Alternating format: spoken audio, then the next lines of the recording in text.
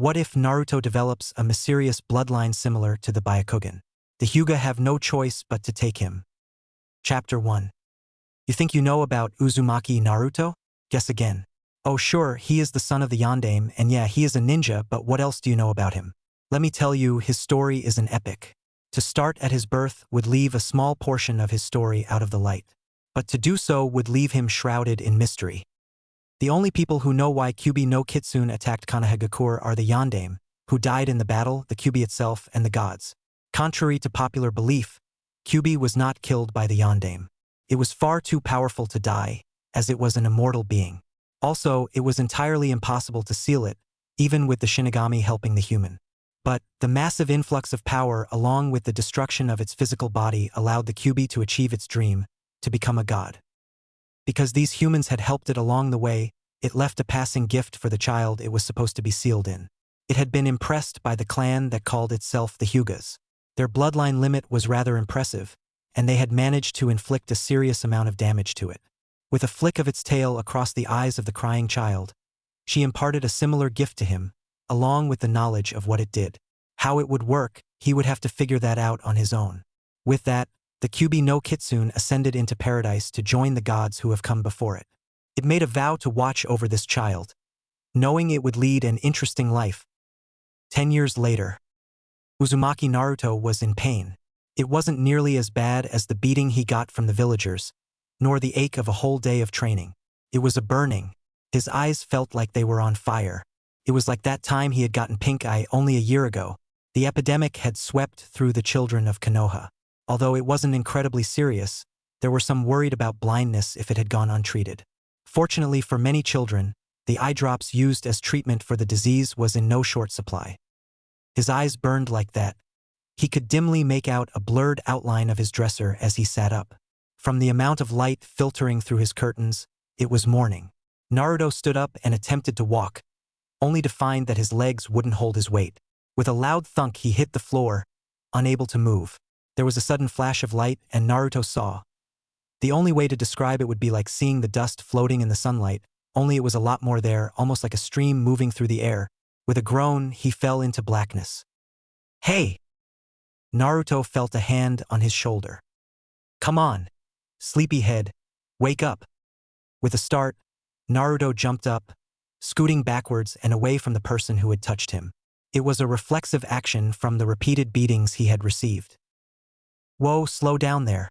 I'm not gonna hurt you. Naruto looked at his attacker. The loose clothing hid any definite physical features of this person. He couldn't figure out if it was a man or a woman. His face was beautiful but not definitely male or female. The robes were asexual as well, with the colors neutral. However, the blood-red eyes that looked at him were very scary. Who are you? That's not important right now. I have to explain something to you. Where am I? The person sighed. You are in a dream. Now shut up and listen. Naruto instantly shut his open mouth. Good. Okay. You remember your history class, right? Naruto nodded. Good. You know that the Yondaime defeated the Kyuubi no Kitsune, right? Again, Naruto nodded. You were lied to. The shocked look on Naruto's face was priceless. What? What do you mean? The Yondaime attempted to seal it into a human child. You were that child. However, he failed and the Kyuubi ascended. That's why the villagers hated you, because they believed that you were the Kyuubi, or that Kyuubi had taken over your body. But that's not true. I dare say, it will be a cold day in hell when a human gets the best of a demon lord. Naruto laughed at a mental picture of frozen flames. But Kyuubi was impressed by their efforts. He gave you a gift.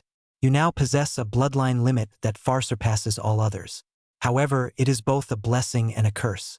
If you accept it, you will have the ability to see and manipulate energy, what you know as chakra. This means not only will you be able to mold your enemy's chakra, but also the chakra of any living creature you can see.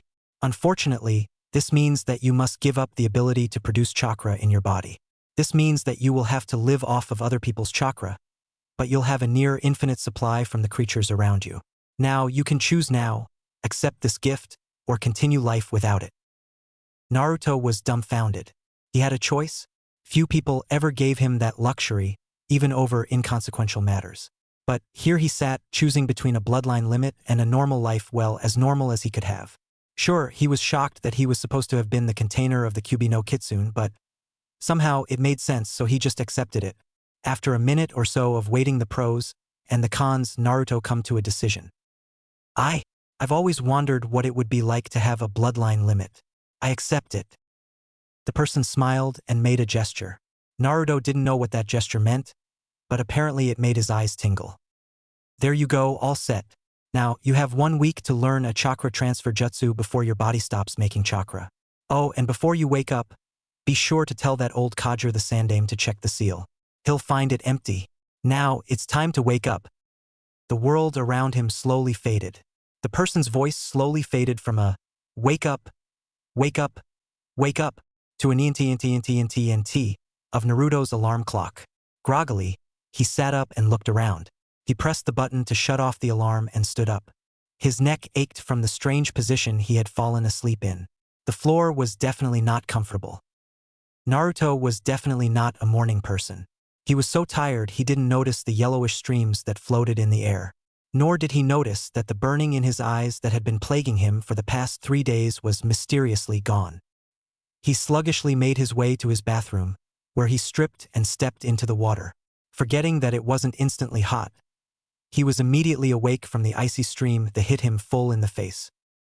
After finishing his shower, he made his way back to his room, where he found some clean boxers and an orange jumpsuit that didn't have too many ramen stains on it. Before he left, he went to his mirror. Usually in the mornings, he would give his reflection a lecture on being strong and how he was going to become Hokage, but today he just stared. His usually shockingly blue eyes were different. They had faded to a pale blue that seemed almost white. All traces of a pupil had disappeared. Needless to say, Naruto was shocked. So he did what came to his mind first. He screamed and screamed and screamed. He took a deep breath and started running down the street towards the Hokage Tower, still screaming at the top of his lungs. Sandame Hokage was just sitting down to a nice cup of coffee before the morning paperwork, when the doors to his office burst open. A screaming Naruto ran into the room. Jisamai Aishirtan now, they're blue and scary Ankiwa bias and Sealadin Mayanda don't know what to please shelp me. Whoa, slow down, Naruto. Naruto hiccuped once and quieted down.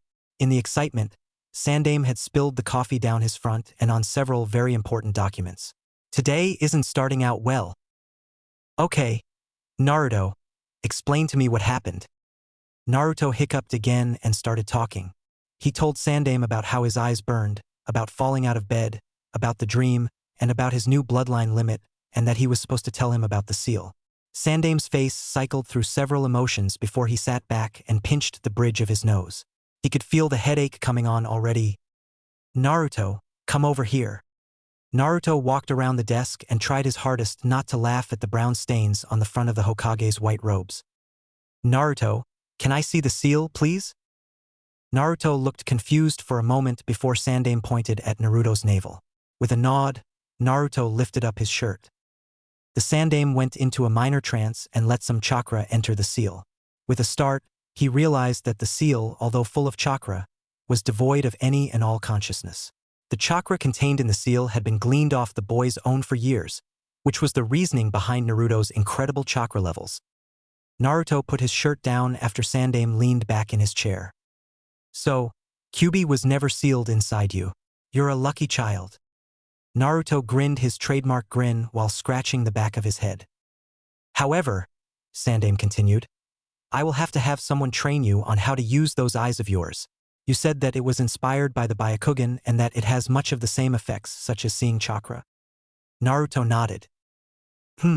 What better person to train you than the owners of the original? The Sandame snapped once, and a single ANBU materialized out of nowhere. I need you to bring Hyuga Hayashi here. Tell him it's urgent, and it involves the secrets of the Byakugan. That should do the trick, but if it doesn't, tell him it's a direct order from me, and if ignored, will be treated as treason. The ANBU nodded and melded into the background. Naruto was bored. He sat on one of the chairs in front of the Hokage's desk, wishing this Hyuga Hayashi person would show up. The minutes passed. Finally, as Naruto was about to pull a prank he'd been thinking of, the doors to the Hokage's office burst open. An enraged Hyuga stormed in, babbling on and on almost incoherently. Naruto could only stare at the fury of the verbal barrage. The Hokage just sat there, smoking his pipe. Finally, the man shut up. Finished. Hi, Hokage-sama. Good. Now, it has come to my attention that a new bloodline limit has surfaced. Its effects appear to be eerily similar to that of the Byakugan. Due to the fact that many would kill to get their hands on the Byakugan itself, I'm sure they wouldn't stop at just taking its cousin. So, I have a request that is in your clan's favor. And that would be, Hokage-sama? Take the wielder of this new bloodline and teach him. Make him a part of the clan if you have to, but train him and keep him safe. And who would this person be? Sandaime pointed, and Hayashi turned to face Naruto. The demon brat? Is this some sort of joke? It was then that he noticed the boy's eyes. They looked exactly like the Byakugan, except for the coloring. The Byakugan was actually a slight shade of violet and extremely pale lavender. This boy's eyes had the same degree of paleness, only it was blue. Needless to say, he was stunned. A near replica of the Byakugan in the head of the most hated person in the village? He could only shudder at the repercussions against his clan's honor if they accepted him. But they must, if only to keep its secrets. Naruto looked on in amusement as the strange man's face turned several different colors before fading back to normal. Hayashi turned to Sandaime and spoke. I will take him in, but I have one condition. Sandaime raised an eyebrow before saying, and that is, you publicly acknowledge the child as a human and dispel any and all rumors of him being a monster. Oh, that shouldn't be a problem. He never had Kyuubi sealed inside him anyway. Hayashi paled, thinking that the Sandaime had just broken his own law and revealed the existence of Kyuubi to the child. Then his ears caught up with his mind, and he heard the last part. What do you mean, Kyuubi was never sealed inside the boy? I saw the seal myself. I know it's there. Apparently, Kyuubi was too powerful to be sealed, and when his soul was ripped from his body, the influx of Yondaime's chakra caused it to transcend. In other words, it became a god. Hayashi paled again. If Kyuubi had been powerful before, he shuddered. It appears that Kyuubi left a gift for Naruto when it left. Those eyes of his were it. Naruto told me that it spoke to him and told him it was impressed with the Byakugan and used it as a model for Naruto's own bloodline. That is quite some praise, coming from a former demon lord and a lesser god. Hayashi smiled at the thought. Before he could let his mind wander, he jerked himself back to reality. I see.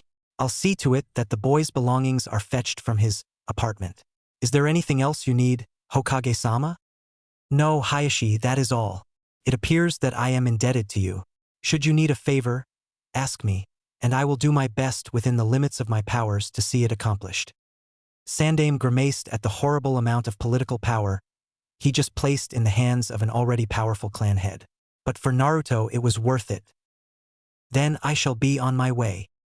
Hayashi turned to a now nervous Naruto. Come, child. I'll show you to your new house.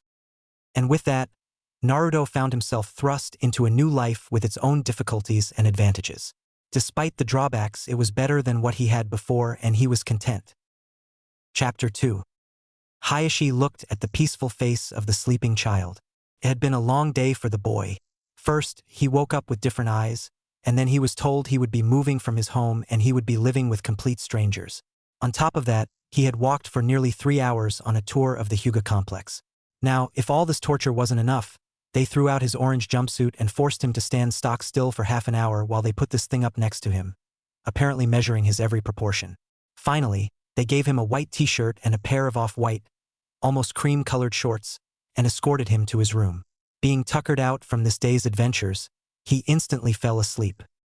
From what the Sandaime has told me, this child has led a tough life. It's rather obvious in his rambunctious behavior and his non-existent manners. However, as he will be living with us, he must learn manners so as not to bring shame on the Hyuga name. He has a long road ahead of him. I wish him luck. Excuse me, Hayashi-sama. Hayashi turned to look at the branch family member who was bowing politely to him. Yes. The council requests your presence immediately. Hayashi nodded and started walking away. He stopped and turned back to the branch family member. Watch the boy until nightfall. If he wakes, take him wherever he needs to go. And if he's hungry, Take him to the kitchens and tell the cooks that he has my permission to have whatever he wants." "Yes, Hayashi-sama." With that, Hayashi turned and continued his walking. Before he knew it, he was brooding. He wasn't even paying attention to where his feet were taking him. Before long, he found himself in front of the council chambers. With a sigh, he reached out and opened the door. Walking inside, he bowed politely to the assembled elders. After the formalities were out of the way, one of the council members spoke up. "I am aware that one Uzumaki Naruto has been offered living quarters under your orders. Is this true?" "Yes, it is." "Would you care to explain to us why the demon child is living in the Hyuga compound? Are you aware that his presence here mars the Hyuga name?" "Yes, I am aware of that. However, I have been informed by the Hokage-sama that the Kyubi no Kitsune was never sealed inside the child. This has been confirmed by the Hokage-sama himself. Also, it appears that a bloodline limit has awoken in the child. Its appearance and its affects are eerily similar to that of the Byakugan, and it is believed to hold the same secrets. Therefore, in order to keep the secrets of the Hyuga secret, I have requested guardianship of the boy." One council member, who distinctly resembled a rat, buck teeth and everything, spoke up. "You are aware that it is impossible to acquire guardianship over the boy. The Sandaime Hokage-sama had long ago emancipated the boy, giving him full citizenship and giving him full rights and privileges of an adult." "Yes, I am aware of that. But, in order to keep the Byakugan exclusively in the Hyuga family, I wish, with the council's permission, to betroth my eldest daughter, Hyuga Hinata, to Uzumaki Naruto." If the council members were surprised, they didn't show it. A vote was taken. In the Hyuga Council, votes are taken using beads. A white bead is a vote in favor of the subject, while a black bead is a vote against it. A bowl with 2 sections is passed around the table, and each member deposits a bead in its respective sides. Whites on one side, blacks on the other.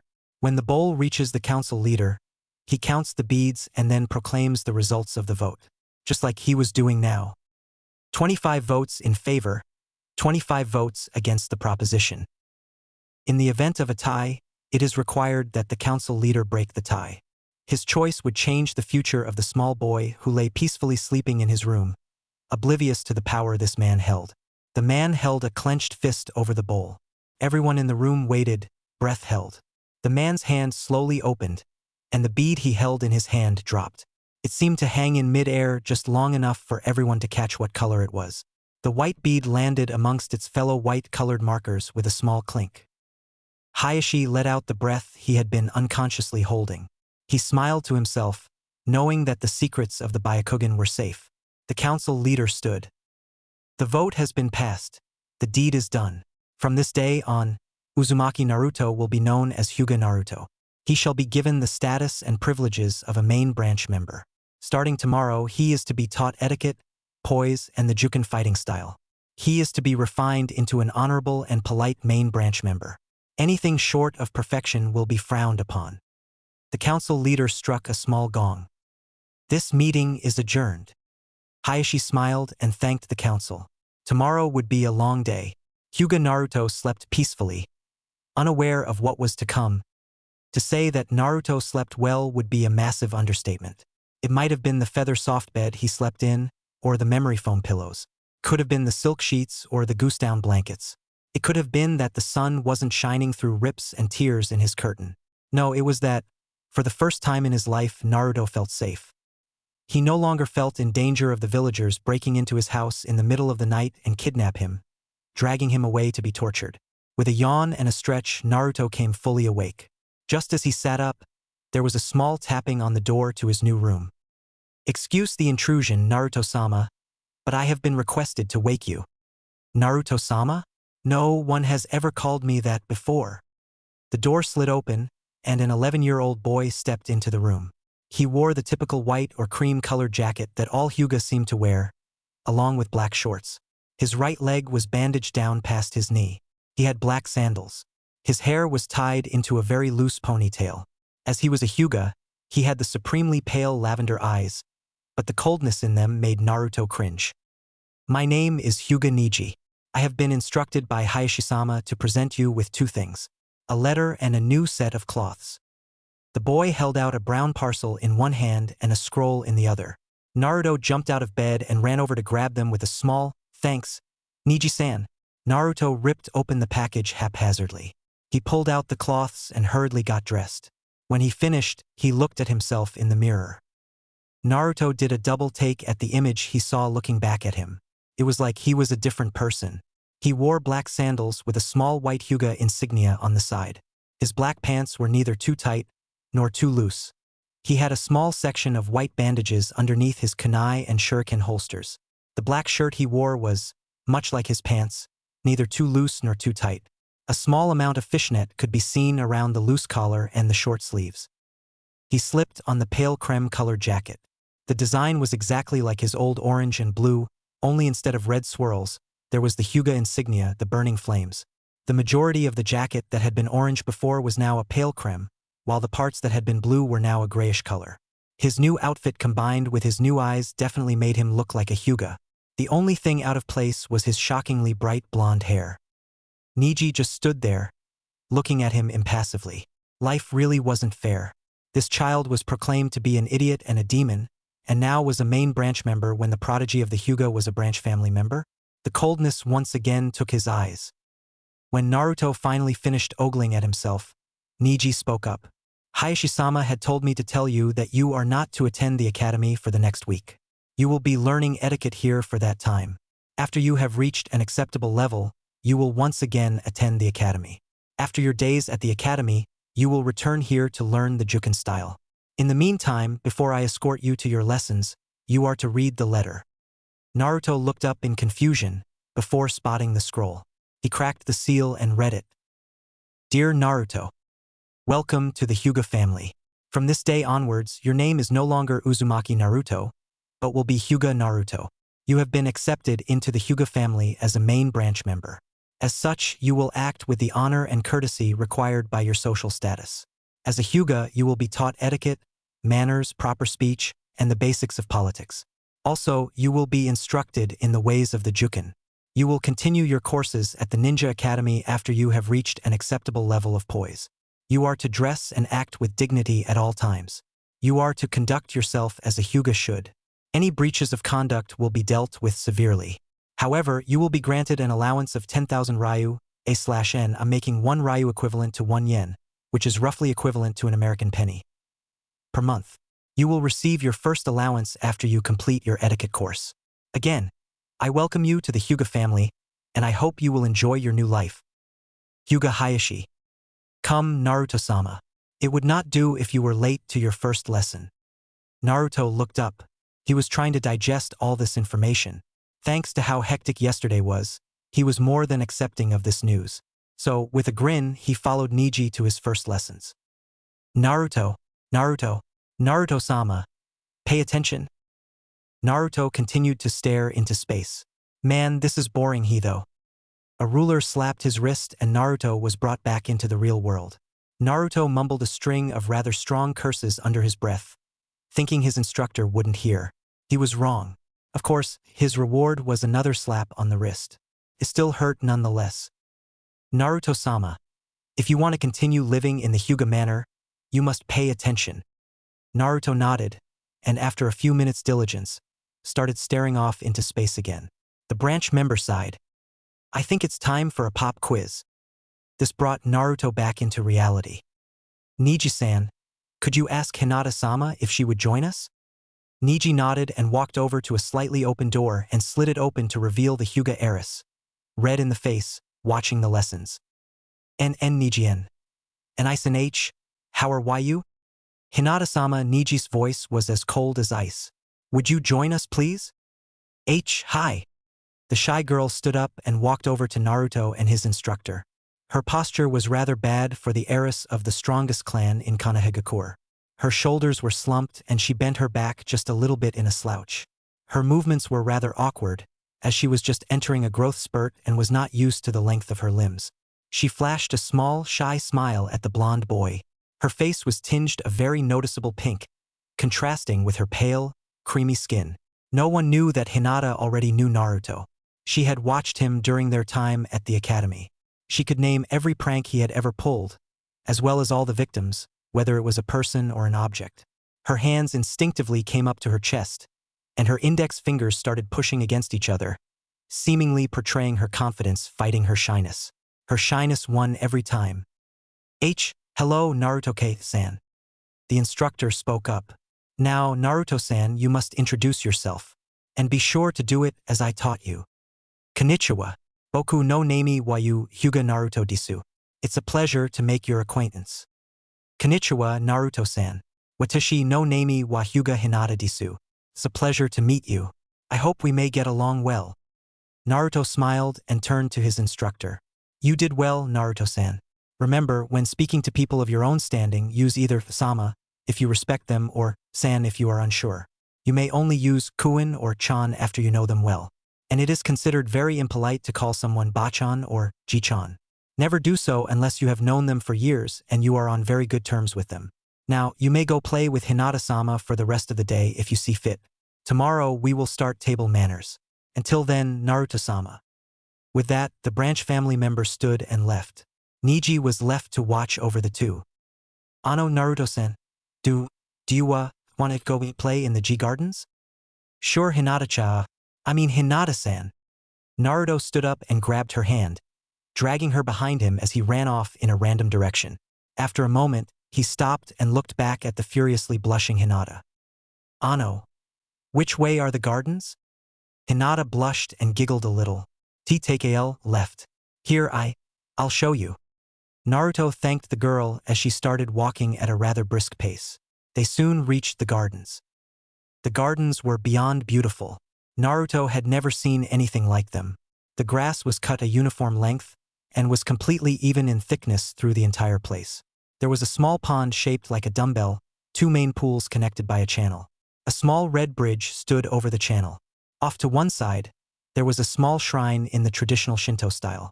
Along the gravel paths that wandered through the immense flower beds were a myriad of stone statues. Some looked to be carved out of stone, other wood, and a few looked to be metal.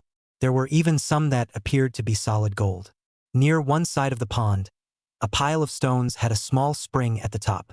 The water cascaded down the stones, creating an extremely relaxing trickling noise distantly similar to rainfall. Hinata giggled as she watched her crush. He was standing as he had been taught. His back was straight and his shoulders were back. His chest was thrust out slightly, but not so much as to appear arrogant. His posture conflicted greatly with his expression. Naruto wore his amazement like a banner that said, "Wow!" Hinata was again pushing her fingers against each other. She was again having a mental battle. However, for the first time ever, her confidence won out, albeit barely. She reached out and grabbed his hand, leading him through the flower beds. As she talked, her stutter gradually lessened, and had almost disappeared by the time they had reached the shrine at the end of the path. Hayashi sat in front of the shrine. He had lit some incense for his deceased brother's soul, much as he did every day. He still blamed himself for his brother's death, and Niji's cold demeanor. He was meditating as he usually did at this time of the day, when he heard voices. It was Naruto along with someone he didn't recognize. The voice sounded eerily similar to his daughter's, but it couldn't be hers. Hinata always stuttered horribly, and this girl showed almost no sign of such an impediment. Finally, the voices stopped, as their owners had rounded the bend to see Hayashi sitting there in the lotus position. Think Indian style. With a small eep, Hinata stopped in the middle of her sentence. Naruto grinned at the thought of being able to impress Hayashi-sama with his newly learned manners. Konnichiwa, Hayashi-sama. Genki desu ka. Genki desu, Naruto-san. It is good to see you have learned manners. I commend you in learning them to a decent level on your first day. Hayashi opened his eyes and turned around. He was surprised that it was Hinata that had been with Naruto. The only surprise he showed was a raised eyebrow, and that was only for a moment. Hello, Hinata-chan. Are you doing well? Why? Yes, Father, I am doing well. And why? I am well. I was so pleased that you had been speaking without stuttering for quite some time. Perhaps you should speak with Naruto-san more often? Perhaps he can help you get rid of it permanently? Yes, Father. Perhaps you should spend the time between the end of your day at the academy and your training sessions in the evenings with him. It would be a great chance to get to know him, as well as to practice how to speak without stuttering. Naruto and Hinata aren't going to learn that they're engaged until they're 12 or 13 or something like that. In the meantime, Hayashi continued, I believe it's time for you to get ready for your training session.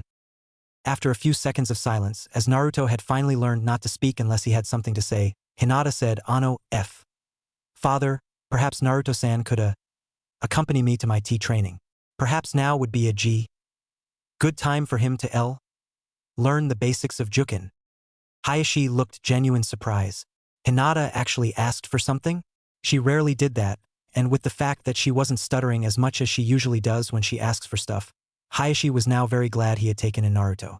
He could already see the confidence growing in his little girl. Very well, Hinata.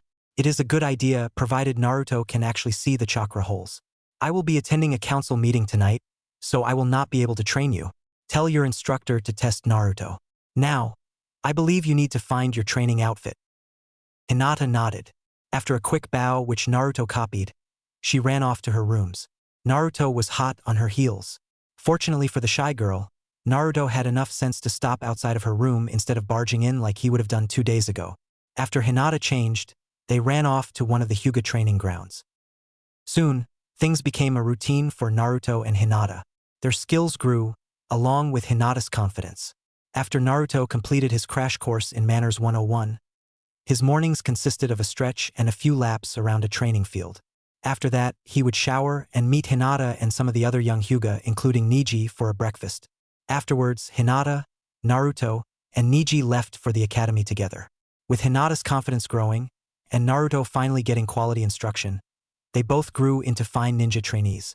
Hinata was no longer considered weak, and her fighting was up to par with Hayashi's expectations. Naruto grew extremely fast, and it became obvious he was a natural at Jukin. His skills rivaled Neji's, and the 3 young ninja together could give Hayashi quite a workout in their sparring. Before long, the days turned into weeks, the weeks into months, and the months into years. 2 years later, it was time for the Genin exams. A groggy Naruto rolled over in bed. He looked at the alarm clock sitting on the bedside table. It read 5:46 a.m. Naruto had woken up to thunder in the distance. As thunderstorms were rare in Konoha, all the light sleepers in the village were awake, Naruto included. To make matters worse, today was the team selection day. Naruto and Hinata had both aced the Genin exams, so were ready to be placed on a 3-man Genin team. Today was the day they would be selected. Naruto could only hope he would be on a team with Hinata. Naruto groaned and got out of bed. He threw on his cloths and went to meditate in the main gardens. It was the same ones Hinata had shown him 2 years ago. Hinata, for some reason, whenever Naruto thought about her, he felt a tightness in his chest. He didn't know what it was, but he knew that he liked her. She was his best friend. He had other friends, sure, but she was his first. The others at the academy had grown to be a lot nicer to him, but that was mostly due to the fact that the Sandaime had publicly announced the destruction of the Kyuubi, the fact it wasn't sealed inside Naruto, and also Naruto's legacy. The populace of Konoha was rather shocked that their scapegoat that they had treated like dirt for the first 10 years of his life was the son of their hero. That fact, coupled with the fact that he was now officially a Hyuga, Naruto was now very popular. Many people felt bad for how they had treated him, and many had asked for forgiveness. Naruto gladly gave it to them. It appeared that Naruto became just as popular as Uchiha Sasuke, and even had a following of his own. Recently, it appeared that the 2 clubs had combined into the Hyuga Naruto and Uchiha Sasuke fan club. Now, both of the boys had their own share of rabid fangirls, although Hinata's subtle glares and whispered threats kept them off of Naruto, at least when she was around. Naruto was snapped out of his mental ranting by light footsteps behind him. 2 silky smooth hands covered his already closed eyes, and a voice that made his heart skip a beat said, "Guess who?" Naruto instantly burst into a huge foxy grin.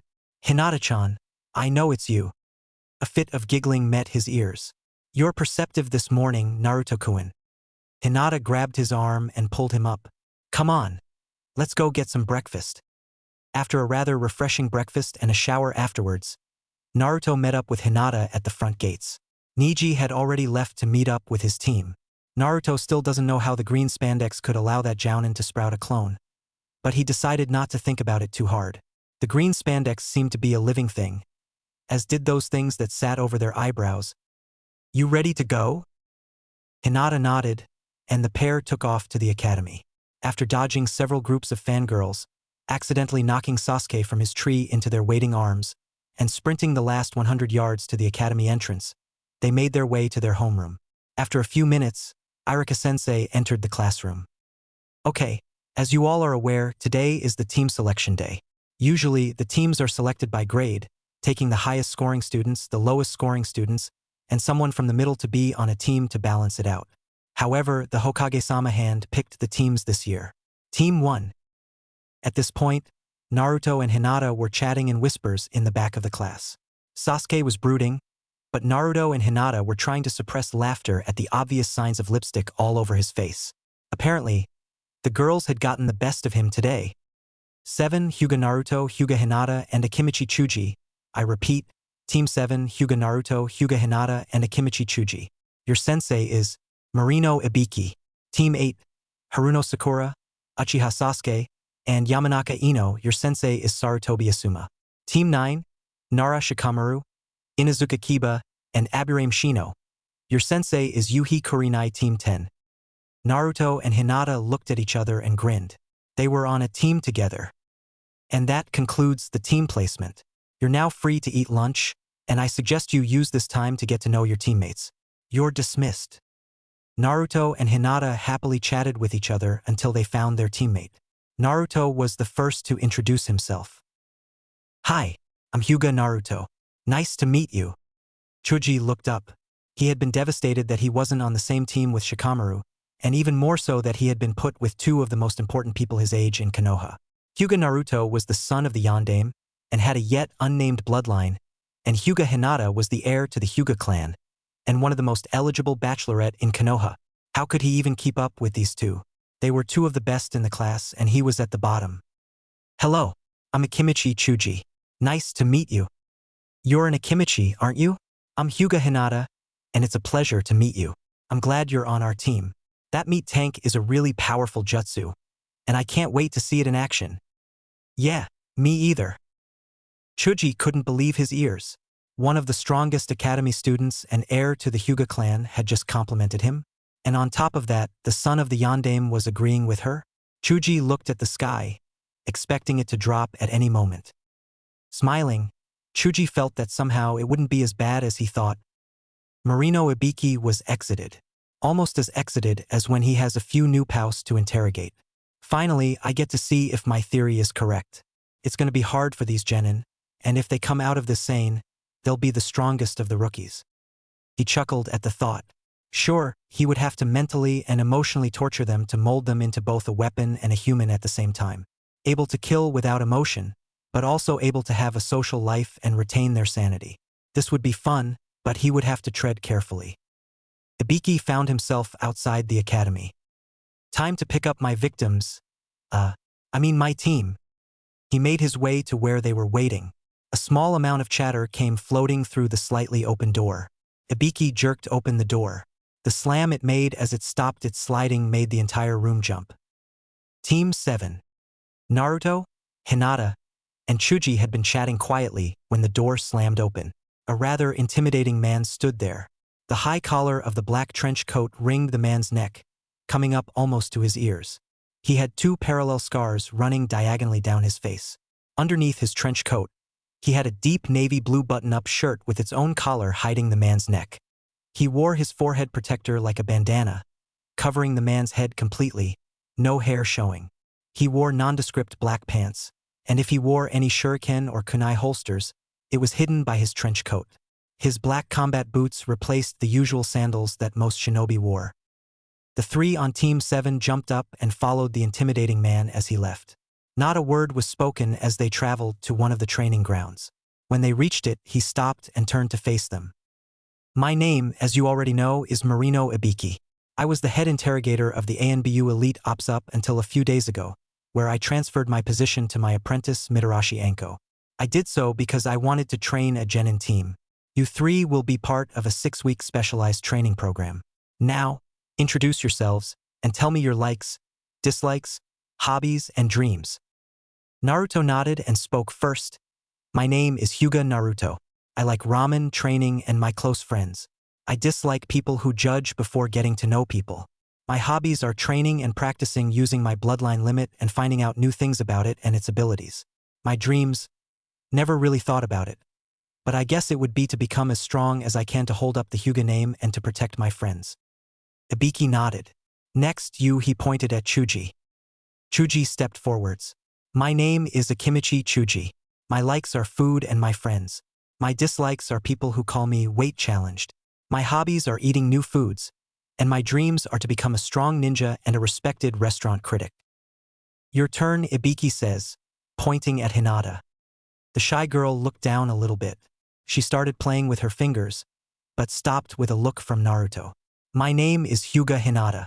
My likes are training with Naruto-kun and learning new things. My dislikes are people who are mean for no reason. My hobbies are training with Naruto-kun and making medicinal ointments. My dreams for the future. The girl stopped there and blushed a deep crimson while staring at the ground. Good, now you can forget about all of that. The three genin looked up at the man as if he had sprouted an extra head. Starting tomorrow at 0600, you are to report here every day. From now on, you do not have names. You are Team 7. You will be called Alpha, he points at Naruto. You will be Beta, he points at Hinata, and you will be Charlie. His voice was harsh, loud, and crisp. Imagine a drill sergeant from any army movie, and you get the general idea of what he sounds like. From now on, you are not human. You are maggots. Impress me and you will move up to dirt. Should you manage to make me believe you are worthy of becoming a Konoha shinobi, only then will you become human. You are not to sit, speak, think, breath, or even shit without my permission. You will address me as sir or sensei as you see fit. Do you understand me? The three could only nod. When I ask you a question, you will respond either sir, yes sir, or sir, no sir. Do you understand me? Sir, yes sir. I can't hear you. Sir, yes sir. Not half bad, for maggots. Be here at 0600 tomorrow morning. If you are late, you will run laps around Konoha until I say stop. Understood. Sir, yes sir. Good. Dismissed.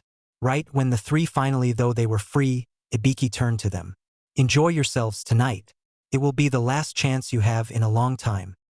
With that, the three took off running, genuinely scared of the man. Naruto was in hell. Only a week had passed since they had started training.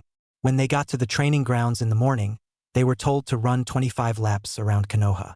When they were done, they did exercises like push-ups, sit-ups, jumping jacks, and a myriad of other strength training exercises. When they finished that, they were forced to run through a mile-long obstacle course which involved them dodging kunai and shuriken, crawling under and over barbed wire fences, forced to go through mud on their bellies, climbing ropes and ladders, and jumping down a 30-foot cliff before climbing back up and doing it again. On top of that, if they didn't finish the obstacle course in less than 3 minutes, they had to repeat the entire process, laps around Konoha and everything. On top of that, each time they failed, Ibiki put a jutsu over them that made a miniature storm cloud follow each recruit, constantly raining on them.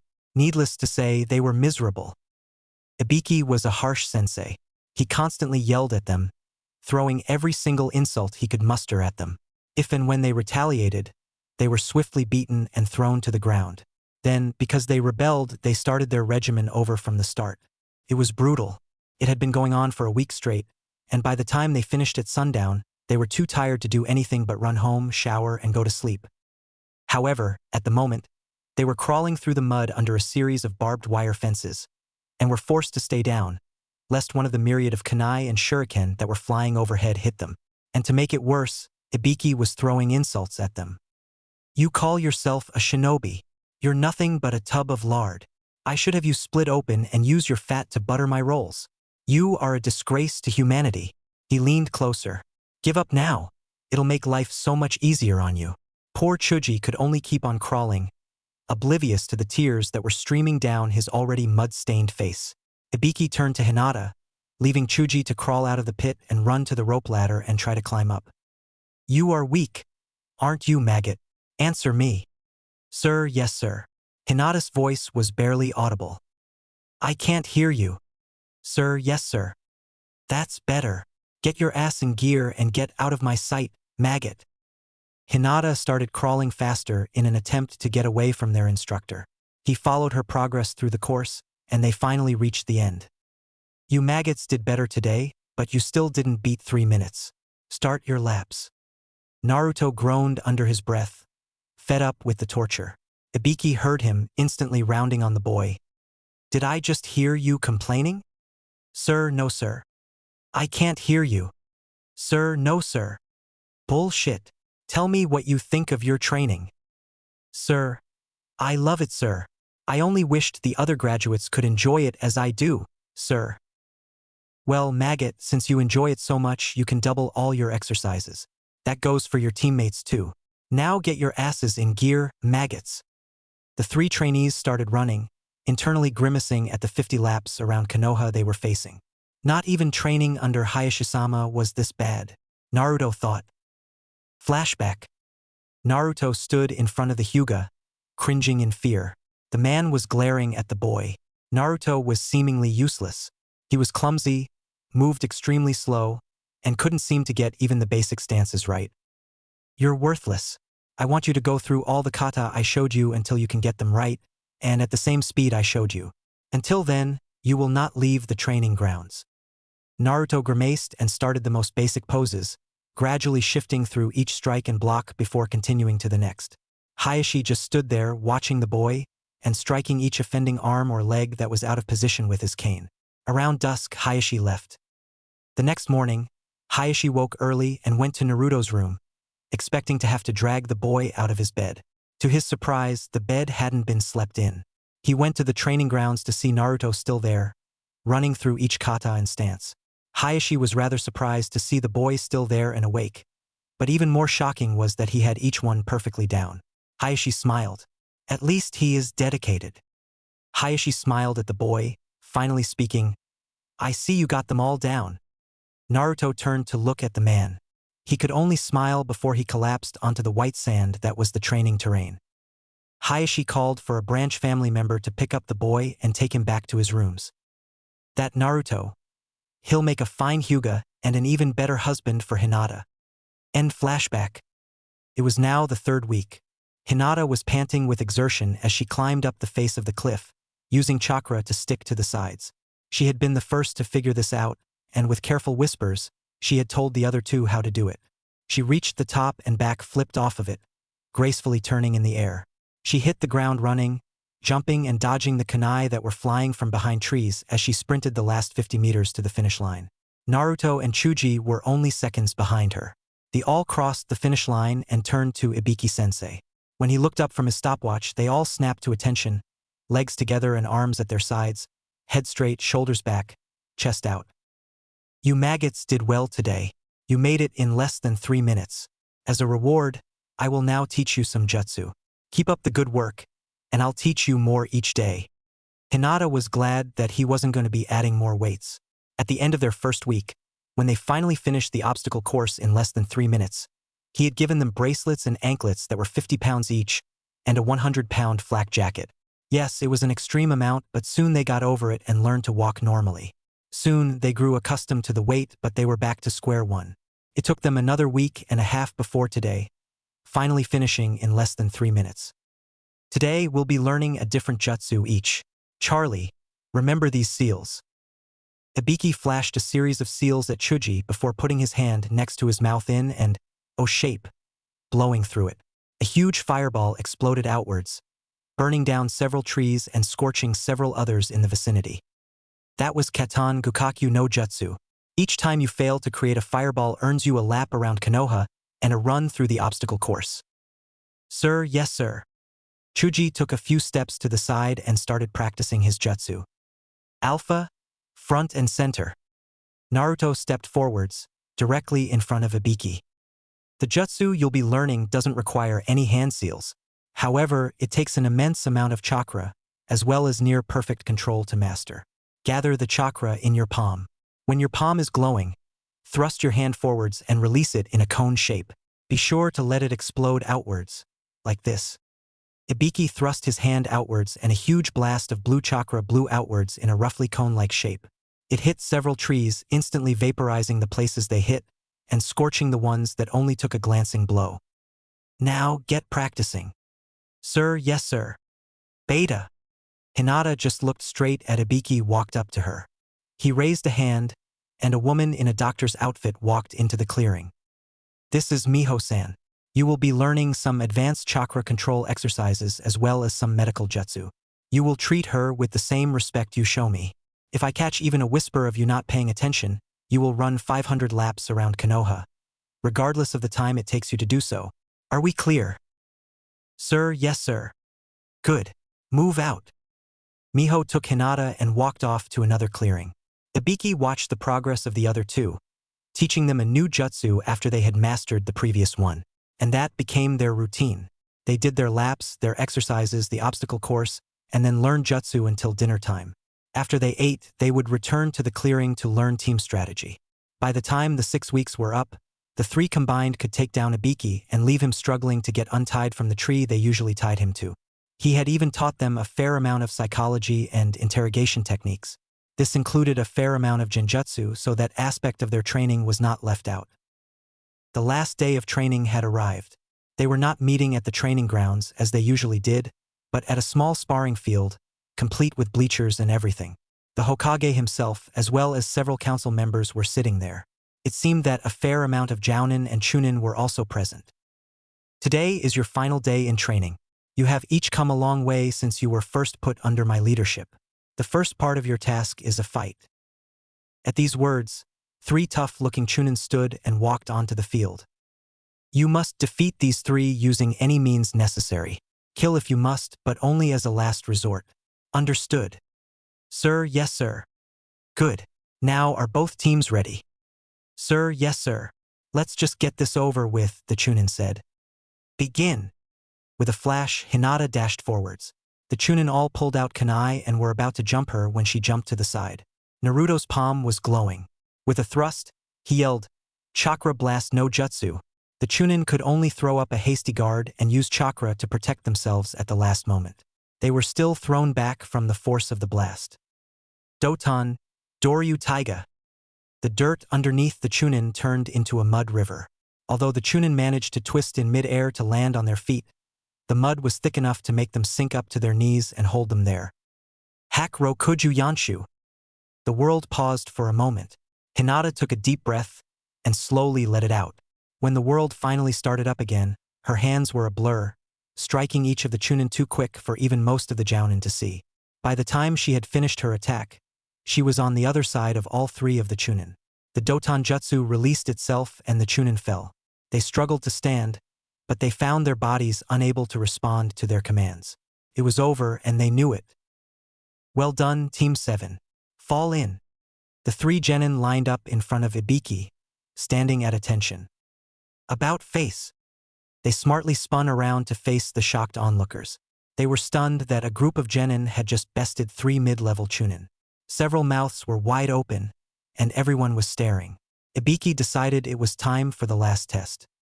Beta, 1 step forward. Hinata stepped forward. Kneel. Hinata was down on her knees. Alpha, Charlie, you 2 are ordered to kill your teammate. The tension could be felt as the 2 genin hesitated. Finally, Naruto spoke up. Sit. I cannot do that, sir. And just why not, maggot? This is a direct order. Sir, I refuse to kill my teammate, sir. Charlie, kill Beta and then take care of the traitor. Chuji shook with rage. Sir, I cannot do that, sir. You 2 are a disgrace. I'll have you tried and executed for insubordination. You have one last chance. Kill them. Sir, I refuse, sir. You. Pass. The entire crowd just gaped. A now smiling Ibiki just stood there, grinning at his students. Sir, what do you mean, sir? I mean you 3 pass. You passed the test. In our line of work, teamwork is stressed above all else. You 3 just proved that your teamwork could best some mid-level Chunin, and you 3 stuck together ignoring ridiculous orders even if it meant your deaths. A person who doesn't follow the rules is trash, but those who abandon their teammates are worse trash. Remember that quote. Now, because you are no longer trainees, we are officially a genin team. From now on, you will no longer call me sir, but Ibiki-sensei. We will be taking missions from now on, although I hope you continue to train and grow stronger. The 3 genin, although they had been taught to stand at attention with no emotion, broke into grins. Ibiki walked in front of them and held out 3 objects. Here are your forehead protectors. Bear them with pride, for you are now Konoha Shinobi. The three were overflowing with pride and happiness, now that their harsh training had been completed. They bowed deeply before taking their respective forehead protectors and wearing them how they saw fit. Hinata wore hers around her neck, loosely tied. Naruto wore his on his left leg, between the thigh and the knee.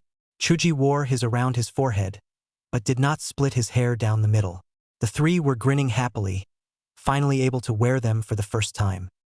Ibiki-san, I am impressed by the first batch of students. Ibiki turned and bowed to the Hokage. Should these three be able to live a decent social life on top of being shinobi, I will allow you to begin training some jounin on how to train the next batch of genin. If all of the next batch turn out as good as this one, I will make the Marino method standard for all academy graduates to participate in before becoming genin. I believe that a much more intense program should be used to train jounin for their special classes such as ANBU or Hunter Nin or Combat Specialist. I believe you are the man for the job. However, because you took on a genin team, you must see them through until one is a chunin and can take over as team leader. Report at my office at 8 o'clock tomorrow for your first batch of missions. Hi, Hokage-sama. Ibiki turned towards the genin once again. You three have the rest of the day off. I suggest getting back in contact with your friends. I'm sure you miss them. Oh, and one more thing. He reached into the pockets of his trench coat and pulls out 3 decently sized envelopes. This is the payment you three receive for completing an A-rank mission. Ibiki saw the confused look on his students' faces. Your training was considered an A-rank mission. You three participated in an experimental training program. That in itself is dangerous, but also you affected the outcome of the village. It appears that all shinobi will undergo this training before becoming genin. Now, go take some time off, you deserve it. Thank you, Ibiki-sensei, Naruto said. Come on, Hinata, Chuji. It's time we visit Ichiraku's. You'll love it there. They serve the best ramen in all of Konoha. Ibiki smiled as his 3 students walked off. You three will become strong and you'll go far. I wish you luck. The 3 freshly graduated genin were walking down the road, chatting happily. Of course, they were ecstatic that they had finally finished the brutal training program Ibiki-sensei had dreamt up. Thinking about it made them shudder, and they were sure they would for the rest of their lives. However, it did make them stronger. Far stronger than they had imagined it would. Hinata, although still shy when it came to people, was rather confident in her abilities on the battlefield. Although she no longer stuttered, she didn't slouch and slink around trying to avoid attention. She walked somewhat normally, although she still didn't like to start conversations. Once she was comfortable with someone's presence, she would chat normally with them. Chuji was still somewhat big-boned, even after the program. However, underneath the fat there was a layer of rock-hard muscles. Sure, he could still convert the fat into an instant burst of chakra, but it was supported by a large amount of stamina and slow-releasing chakra from his muscles. His fighting style benefited from the change, as he was much more agile now, both normally and in his meat tank attack. With the addition of the spikes, he could change direction at the blink of an eye, and would usually hit on the first or second try. Even if the opponent was good enough to dodge those attacks, he or she would be either immobilized by Hinata or destroyed from a distance by Naruto, or most often a combination of the two. Chuji's stamina is well complemented by the many jutsu he learned from Ibiki-sensei. He knew almost all of the genin and chunin level jutsu from all 5 elemental attacks, as well as a fair amount of the jounin level jutsu. He also knew a fair amount of special jutsu that didn't align to a certain element, such as Kage Bunshin and other such jutsu. Ibiki, nor many other shinobi for that matter, knew a lot of raw chakra attacks. Most of the ones Naruto had learned were from memories of the Kyuubi's attacks. Although they really didn't know the names of them, in truth they were just the molding and manipulation of raw power. However, Naruto had developed a number of original attacks, such as the Amatsu Tenshi no Senshu, Heavenly Angel's Bow. It basically created a rod of pure energy in one of Naruto's hands. Then, with a chakra string, he bent it and created an arrow of pure chakra. It worked a lot like a normal bow, but the arrow could do a myriad of things, such as explode on contact, or completely burn through an opponent. If he aimed the bow correctly, it could be used to knock out and even burn tenketsu. A burn tenketsu is like a chakra burn, but because of the damage, it is closed until it has healed. It requires a lot of chakra to use, as well as a rather decent spin to the chakra entering the tenketsu to do enough damage to burn it shut, making it almost impossible to use during close combat, making it impossible to use with juken. Because of all this, Naruto has become very skilled as a long-range fighter, and as Ibiki-sensei had taught all of them Kage Bunshin, Naruto could create an entire army of chakra archers, making for a rather painful volley of well-aimed arrows. It was extremely deadly. Also, Naruto was the supplies officer for the team, meaning he used special sealing scrolls to seal away the large supply of food that was consumed between him and Chuji. It saved both space and weight, and they could seal as much stuff as they had scrolls and ink without changing their weight too much. It also came useful for weapons and medical kits and other such odds and ends. Putting the scrolls in plastic bags made them impervious to water, so they never had to worry about running out of supplies while on missions. Ibiki-sensei had really covered all the bases with his training.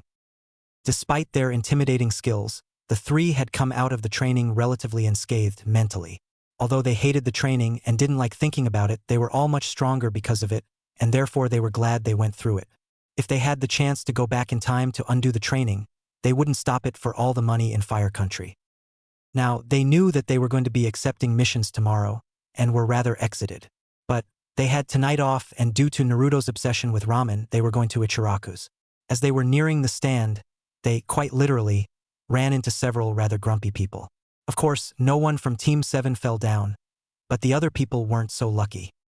"Oh, I'm terribly sorry," Naruto said, extending his hand down to help up the person who was sitting on the ground, rubbing her rather tender behind. "Watch where you're going, Dobe." The icy, yet apathetic voice that spoke was very familiar to Naruto. "Ha! Who are you calling Dobe, Uchiha-san?" said Naruto, his voice having a rather stinging edge to it. "As I recall, you were runner-up in the class rankings? Beaten by... who was it again?" "Oh, that's right, it was me. I guess I'm just not so full of myself that I go about claiming to be superior to everyone else because I scored higher than them."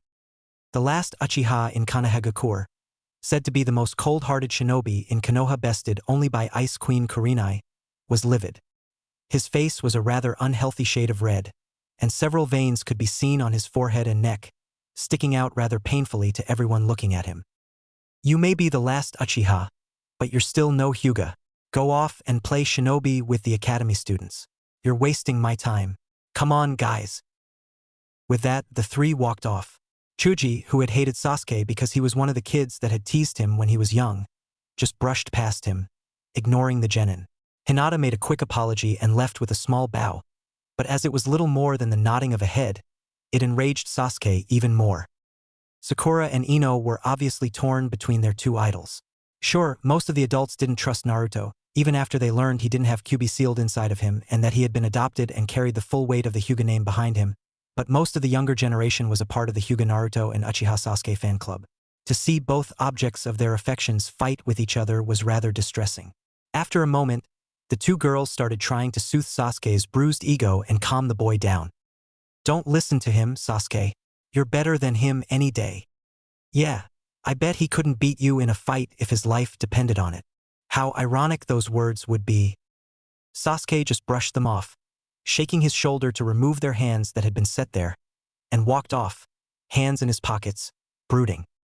"I'll kill my brother, and when I'm done with him, you're next, Hyuga Naruto." With that, he walked off to go train. When Naruto, Hinata, and Chuji rounded the corner, they burst out laughing. Uchiha Sasuke, although popular amongst most of the girls, save for Hinata, was not very well liked by the younger generation. He was coddled by the adults and merely tolerated by his peers. His rather stinging remarks, when he spoke at all, were not taken kindly by their targets. "Nice one, Naruto. You really handed it to him on a silver platter," Chuji said with a large grin. "Naruto-kun, you play the part of a stuck-up Hyuga almost as good as Niji and Ai-san. Although, I'm glad that you don't have a stick up your ass, like he does," Hinata said with a small giggle. "Yeah, and that Sasuke is even worse. He doesn't just have a stick up his ass, he's got an icicle. Always trying to outdo everyone, and I don't think even Niji-san would even go that far," Chuji said with a rather evil chuckle. "Thanks, guys. I don't know what came over me. It was bad enough he thinks he's better than everyone else, but to call me a dobe when he scored lower than me? That just blew me over the edge. Anyway, there's Ichiraku's. Let's go." As they walked under the flaps to enter the small stand, they saw 3 of the stools were already occupied. "Hey, Shikamaru. Long time no see," Chuji said. Shikamaru turned on his stool and stood. He was surprised when Chuji enveloped him in a friendly bear hug. "Ack, Chuji, you're squishing me." "Oh, sorry." Chuji set him gently back down to the ground, and Shikamaru stumbled slightly after being let go. "Troublesome, when did you get this strong?" Shikamaru, the laziest ninja in Konoha, had an interested expression on his face. Kiba turned around to face the three newcomers. "Yeah, how did that special training go under that madman, Ikibi or whatever his name is?" "Bark." Akamaru was sitting in Kiba's jacket. He seemed to bark each time as an interjection to Kiba's outbursts. A small amount of killer intent came off Naruto as he spoke. "His name is Ibiki, don't get it wrong again. He's a better sensei than you'll ever have, even if his training method is rather unorthodox." Kiba wilted under Naruto's glare, and Akamaru whimpered slightly. His eyes were as intimidating as the Hyugas in full Byakugan, although Naruto never got the veins and his eyes were always active. He softened and gave Akamaru a little pat. "Nice to see you again, Akamaru. How's Kiba treating you?" Akamaru barked once and would have been shaking his tail if he wasn't in Kiba's jacket. "He said he's doing fine, and I'm treating him well. You should see how strong he's getting." "Tisich troublesome," Shikamaru said, turning back to his bowl to eat. "I would like to know how far you three have progressed as well." Naruto raised an eyebrow. "Shino, you have a voice." They all face vaulted and Naruto laughed. "Heh, sorry, couldn't resist." "Yes, he has a voice, and I bet he could take you easily," shouted out a rather pissed Kiba. "Bark, growl." Again, Akamaru interjected. "Well, then maybe we should do some sparring? We have the rest of the day off, and after dinner, I'd be glad to mop the floor with you. Spar with you." They all sweat dropped. "Anyway, I'm still hungry. Let's get some food. I'll have 1 pork ramen, 3 shrimp ramen, 2 beef, and a chicken to round it off. All deluxe-sized." "Coming right up," said a grinning Ayam as she prepared the bowls for their number 1 customer. "Ano, I'll have a shrimp ramen. And I'd like 6 barbecue pork and 3 barbecue beef ramen, please." Chuji could eat as much as Naruto when it came to ramen.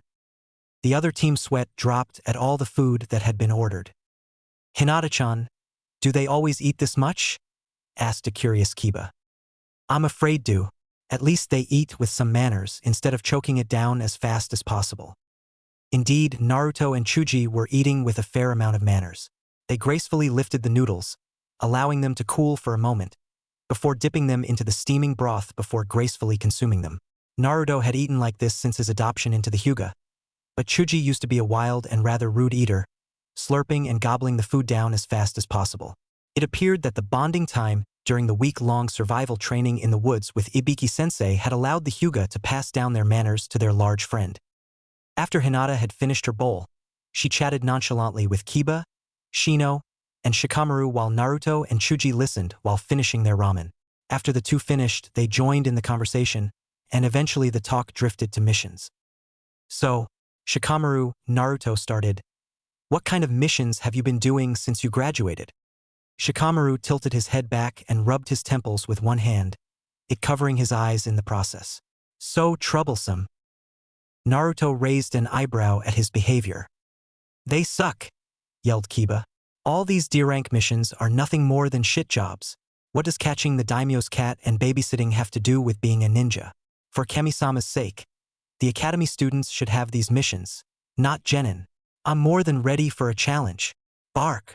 Akamaru sounded both pissed and annoyed at the same time, pretty good for a dog.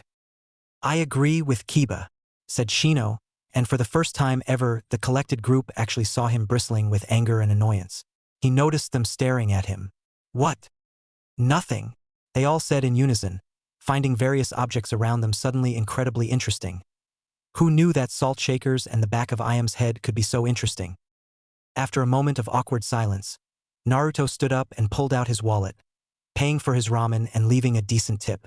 "Well, it's getting late, so if we're going to be doing some sparring, we should get going." "Yes," Chuji and Kiba shouted in unison, eager to test their abilities. "Troublesome," Shikamaru said. Hinata and Shino just stayed silent, following Naruto as he got up, walking off to the training ground. After a half hour, enough time for Naruto and Chuji to digest their food intake without worrying about vomiting during the exercises, they arrived at a training field. Before we start, we should all do some stretches and some warm-ups. Hinata may be a good medic nin, but we still don't need to be pulling a muscle or tearing a tendon because we were careless. Even Shikamaru, with a small troublesome, joined the group in stretching and doing some laps around the training field. As they were not looking for an intruder or an observer, no one noticed that Sasuke had taken up a position in a tree with a pair of binoculars to watch the action. He had been brooding on top of a roof as the group went by, and had decided to follow them when he heard Kiba shouting out challenges to everyone, exited at the prospect of sparring with them. He had dashed home to grab his binoculars after finding out where they were sparring. He had arrived back in time to see them finishing up their last couple of laps. Okay, how should we do this? Surprisingly, it was Shino who spoke up. We should go one-on-one fights. As a team, we are specialized for hunting and retrieving, not combat. We, as a team, only have the advantage with our surprise attacks. Naruto nodded before pulling out a scroll, and after looking through it, he palmed a set of kanji. With a small puff of smoke, a board game puffed into existence. They all sweat dropped. "Oi, Naruto, what's the game for?" shouted Kiba. "I don't want the game, I want the dice." Naruto pulled out the dice and gave one to each person. "Okay, this is how it'll work. The lowest rollers from each team will fight each other, as will the high rollers. The two left will fight each other also. Any objections?" Troublesome, but I think some rules should be placed down. 1. No killing blows. 2. If the fight is getting out of hand, those not fighting will stop it. And 3. No weapons. I don't know if Hinata can heal a pierced jugular from a slipped hand or a botched dodge. We don't need to be killing each other. Everyone either nodded or voiced their opinion, and Kiba did so rather loudly. Good, then let's roll. Everyone took their dice and shook it in their hands. San, and I, Ichi go. Naruto counted down. After saying go, everyone dropped their dice onto the ground, careful to track theirs and not get someone else's. The matchups were Chuji versus Kiba first, Hinata versus Shino second, and Naruto versus Shikamaru third. Okay, Chuji, Kiba, get ready. I'll act as judge. When I call the fight, you both stop instantly. Got it. Troublesome, Shikamaru said. The two fighters nodded and walked out a ways, facing each other with glares. I'm gonna kick your ass, fatty. Chuji only grinned, used to being called names so much that it didn't matter to him anymore. Begin. Kiba shouted some random insults, and Akamaru jumped on Kiba's back. Jujin Bunshin, he shouted after a few hand seals. A puff of smoke later, and two rather feral-looking Kibas appeared, one on the other's back. Let's go, Akamaru. They both took off at incredible speeds at Chuji. A series of hand seals that were difficult to follow because they were so quickly executed brought out one of Chuji's favorite jutsu. Doton, Shinju Zanshu no Jutsu. Chuji sank into the ground before Kiba could reach him. Kiba and Akamaru stopped, sniffing the air. Their efforts were futile, as Chuji was walking through the earth as easily as on top of it, and his scent couldn't be followed. Suddenly, a large mud dragon rose from in front of the boy and his dog, flying directly at them. They dodged in either direction as the dragon impacted the dirt beneath them. The mud washed over Kiba's legs up to and over his knees, effectively trapping him in the bog-like goo. Akamaru was buried up to his neck. Chuji jumped out of the ground, and as he was landed, he finished a bunch of hand seals, calling out Katan, Hausenka no Jutsu. The fireballs he spat out impacted the area around the ninja and his dog. Ha! Your aim is so bad you couldn't even hit us, Kiba yelled. Chuji just landed and smiled. Try getting out, Chuji said. Kiba looked down and saw that the dirt around him had been solidified and was nearly impossible to get out of. Akamaru could only whimper as he was stuck. Winner, Chuji, said a slightly surprised Shikamaru. Chuji grinned and sank into the dirt once again, only to pull Kiba and Akamaru under and pull them back up to the surface. Kiba looked crestfallen. Chuji reached his hand out. Kiba slowly moved his hand into Chuji's, and the shook. Good fight, Kiba. Thanks, Chuji. Okay, Hinata versus Shino. Get ready, Naruto shouted, eager to get to the next match. The two fighters walked out to the middle of the field and nodded at each other. Hinata fell into her Juken stance, while Shino just stood there. Begin! Hinata rushed at Shino, who just stood there. Hinata's hands were a blur as they flew out and struck several parts of Shino's body, flashes of chakra flying out his back. Hinata jumped away after noticing several hundred bugs trying to crawl up her leg. Shino just stood there, casually stretching his arms and legs, showing the Hyuga heiress that he was unaffected by her attack. What? How? Asked Hinata. Your attacks are chakra-based attacks. My Kikai bugs eat chakra. It's a simple matter of them coating my body and eating the chakra that would otherwise close my tenketsu. Hinata suddenly felt weak. With a blast of chakra and a spin, she activated the Kaiten to remove the bugs from her back. Jumping after she finished, she used several decent acrobatic moves to jump away. She made the familiar cross seal and said, Kage Bunshin no Jutsu. Several Hinatas appeared, each one taking up a position around Shino. His bugs managed to crawl up one, and after absorbing all the chakra in the clone, it dissipated. Hinata and her clones charged after the poof of the clone, throwing a myriad of Juken attacks, as well as using a fist for several of the attacks, changing between physical and chakra attacks to keep Shino guessing. After a few moments, Hinata jumped back and her clones dissipated. Shino fell down to his knees and slowly fell face down onto the ground. Hinata stood back and relaxed as her opponent was down. Shino suddenly became a mass of bugs, which rose up in a wave and flew at Hinata, who jumped back and tried to dodge the attacks, only to run into the real Shino behind her. She spun around and attacked him. Surprisingly, Shino was decent at taijutsu and managed to either block or dodge most attacks. By the time Shino was ready to collapse, the bugs had reached Hinata and started draining chakra. They both struggled to stay conscious but failed and collapsed at the same time. I guess it's a tie then. Naruto ran out to Hinata and started shaking her as Shino's bugs withdrew into their host's body. Oi, Hinata! Wake up! He pulled out a soldier pill and stuck it in her mouth. She involuntarily swallowed. After a few seconds, the pill took effect, and her eyes flew open. She sat up suddenly and looked around. Naruto had just deposited another soldier pill into Shino's slightly open mouth. Naruto-kun? What happened? Ano, you were sparring with Shino and you tied. You both passed out at the same time. You were great. You kept him guessing the whole time. Hinata blushed slightly. Thank you, Naruto-kun. Shino woke and stood up, walking back to the sidelines. Hinata just sat there, staring into Naruto's eyes. So much like mine, but so different. Her thoughts eventually turned to other things. She blushed more. Naruto stood up and grabbed her hand, helping her to her feet. Thank you, Naruto-kun. No problem, Hinata-chan. He called me Hinata-chan. Hinata blushed even more and almost fainted before she reached the others, finally coming to her senses as Kiba yelled, Wow! Great fight! Hinata, I've never seen anyone move so fast. You were awesome. Thanks, Kiba-san. You did well, Shino-san. Very clever use of a Bunshin hybrid. I thought it was you, but it really kept me guessing when it turned into a mass of bugs. You're very good. Thank you, Hinata-san. You did very well yourself. So troublesome. I guess it's time for our fight, Naruto. Yeah, I guess so.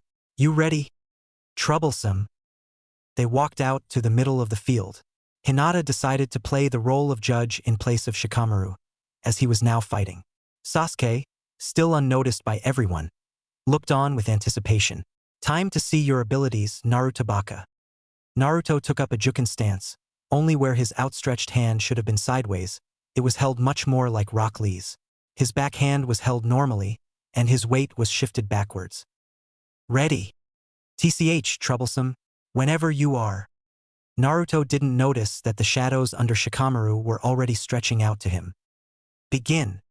With that, Shikamaru's shadow touched Naruto's, who was now completely immobile. Cage main successful. Shikamaru reached into a pouch and pulled out several shuriken. This was the normal shadow bind, not shadow imitation, so Naruto didn't move at all. With a flick of his wrist, Shikamaru threw the shuriken at Naruto, doing several hand seals along the way. Kage Shuriken no Jutsu. The 3 shuriken multiplied into 16 shuriken. Naruto's eyes widened as they impacted. Poof! The shadow clone burst into smoke. Nanny! You think I'd fall for that? You underestimated me. Naruto's voice seemed to come from both everywhere and nowhere at the same time. It unnerved the group and Shikamaru most of all. Now let's end this. Amatsu Tenshi no Senshu. Yaseisha. Dozens upon dozens of blue chakra arrows burst into the field from the woods all around them. They came from every direction and in such numbers that even as Shikamaru dodged the first ones, he fell directly into the patch of the next group. The arrows dissipated as they struck the shadow user, each one hitting like a punch. Needless to say, Shikamaru was hurting after that attack. He fell onto his knee as a final arrow came flying out of the undergrowth. Jinjufuzi no Ya. Knockout arrow. The arrow struck Shikamaru on the forehead. He instantly passed out. Sasuke had been watching the entire fight, and was surprised when several Naruto clones appeared underneath the tree he was sitting in. He was even more surprised when they both reached out their right hands and produced a large pole of chakra. Then, a chakra string attached itself to either end of the pole and pulled taut, creating a bow made entirely out of chakra. Sasuke was amazed. It would take incredible chakra control to make this. He almost fell out of the tree when each Naruto clone pulled the chakra strings back, and a blue chakra arrow appeared by their hands in the correct position. Each Naruto released the arrow and they sped out to their intended target, Shikamaru. Sasuke looked through the binoculars again just in time to see Shikamaru get hit from all sides by a large amount of these chakra arrows. Then, finally, one last arrow hit him in the forehead, and Shikamaru dropped. Sasuke could only stand there. Naruto had used clones to make an attack that would require an incredibly large amount of chakra, as well as the control needed to shape and shoot the bow. Damn it, he's already so strong. I need to work harder to surpass him. If I can surpass Naruto, I can beat my brother. The clones dissipated, and Sasuke jumped down and walked back to town, hands in his pockets, brooding as usual. He didn't even notice when Ino and Sakura threw themselves unabashedly at him, completely brushing off the two fangirls. He had a lot of training to do. Naruto was getting his pack ready. After nearly a month straight of D-rank missions, the team was bored out of their minds. Finally, Naruto snapped and requested a much more challenging mission from the Hokage. Flashback. The three genin and their sensei sat in front of the Hokage's bureau. Naruto, despite having been coached by the Hyuga to remain impassive at all times, had a strange twitch in his eyebrow that he couldn't manage to get rid of. Just the mention of the daimyo's cat seemed to aggravate his condition. It didn't help that the subject of their conversation with the Hokage was that particular problem. Wife's cat has escaped again. It was last seen in the vicinity of the Hokage Monument lookout point. Excuse my interruption, Hokage-sama, Naruto said, but I believe that at the rate we have been accomplishing our missions would leave few or none for the other genin teams. That would be both unjust and anti-productive. Is there, by any chance, a mission that would be a bit more of a challenge for us? Sandaime Hokage raised an eyebrow at Naruto's behavior. His manners certainly have improved since he started living at the Hyuga compound. I'm sorry to say that the last low C-ranked mission was just given to Team 8. It was then that the gods decided to pity the plight of Team 7 and arranged for their wish to be granted. The door to the Hokage's office burst open and a jounin ran up to the Hokage's desk to hand him a sealed scroll. Hokage-sama, we have received word from one of the Chunin border patrol teams. The team in charge of Sector 15 on the border of Fire and Rice countries had suffered a casualty. They send a report via summoned hawk, and their report is in here. With that, the man bowed and walked out, closing the doors behind him. The Hokage opened the scroll and read the report. Although he held his face in a sort of apathy, the look in his eyes seemed to tell both Naruto and Hinata, who have been trained in the Hyuga way of reading emotions, that something was amiss. Well, Team 7, you are in luck. One of the Chunin has been injured and will require medical treatment. His injuries are severe enough that the team's medic Nin cannot completely heal him. He will have to be brought back to the hospital. You are to escort the team of medics to the site, meet up with this team, and your team will support the other two Chunin in their task of border patrol. This is a mid-C-ranked mission, and there may be contact with enemy ninja in non-combat situations. Will you accept this mission? The three looked at Ibiki-sensei and nodded. Ibiki, in turn, said, we accept this mission. When will the medic team be ready to leave? They will leave by noon. That gives you 4 hours to prepare and meet them at the hospital entrance. Bring enough supplies for a 2-week stay. That is all. Hi, Hokage-sama, the three genins said in unison. End flashback. Naruto studied himself in the mirror. His off-white, almost cream-colored jacket would not blend well in the green of the trees he would be patrolling in. He smiled and reached into his closet to pull out his new outfit he had recently acquired. Flashback. Again. The day before their meeting with the Hokage, Naruto was taking a couple hours to relax. Not content in the stuffy Hyuga compound, he decided that he would go shopping. Strange thing for a man to do. In any case, mostly he just browsed the vendors that had set their wares up on the side streets. There were some interesting trinkets, but unfortunately for both Naruto and the vendors, the Hyuga pride had really begun to rub off on Naruto. These things are only semi-precious stones set in common metal. Not something a Hyuga should wear. Soon, he decided to visit a weapons shop. Usually, he went to the one that was run by Tenten's family, as she was a good friend of Niji and Ai-san. Today, however, his eyes were caught by a different store.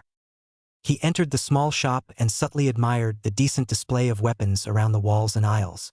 What really caught his eye was the glass counter and what was held inside it.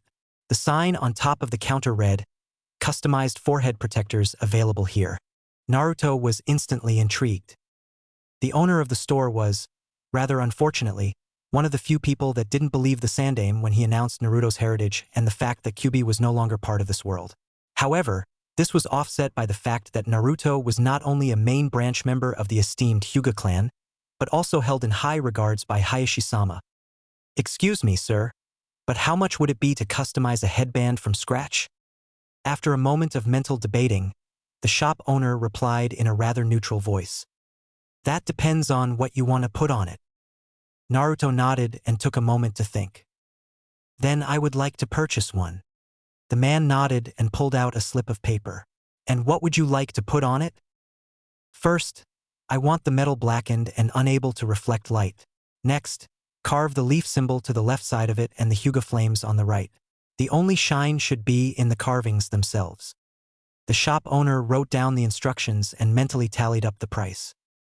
"The price will be approximately 8,950 ryu." Naruto dug out his wallet, thankfully not Gamachan this time. He pulled out a 10,000 ryu note and handed it to the man, who got his change and handed it back. Before Naruto left the store, he asked the man one final question. "When is the soonest I can it up?" For another 1,000 ryu. I can have it finished by 6 o'clock tonight." Naruto smiled and flipped him 2 500 ryu coins, which the man caught before smiling and wishing him a good day.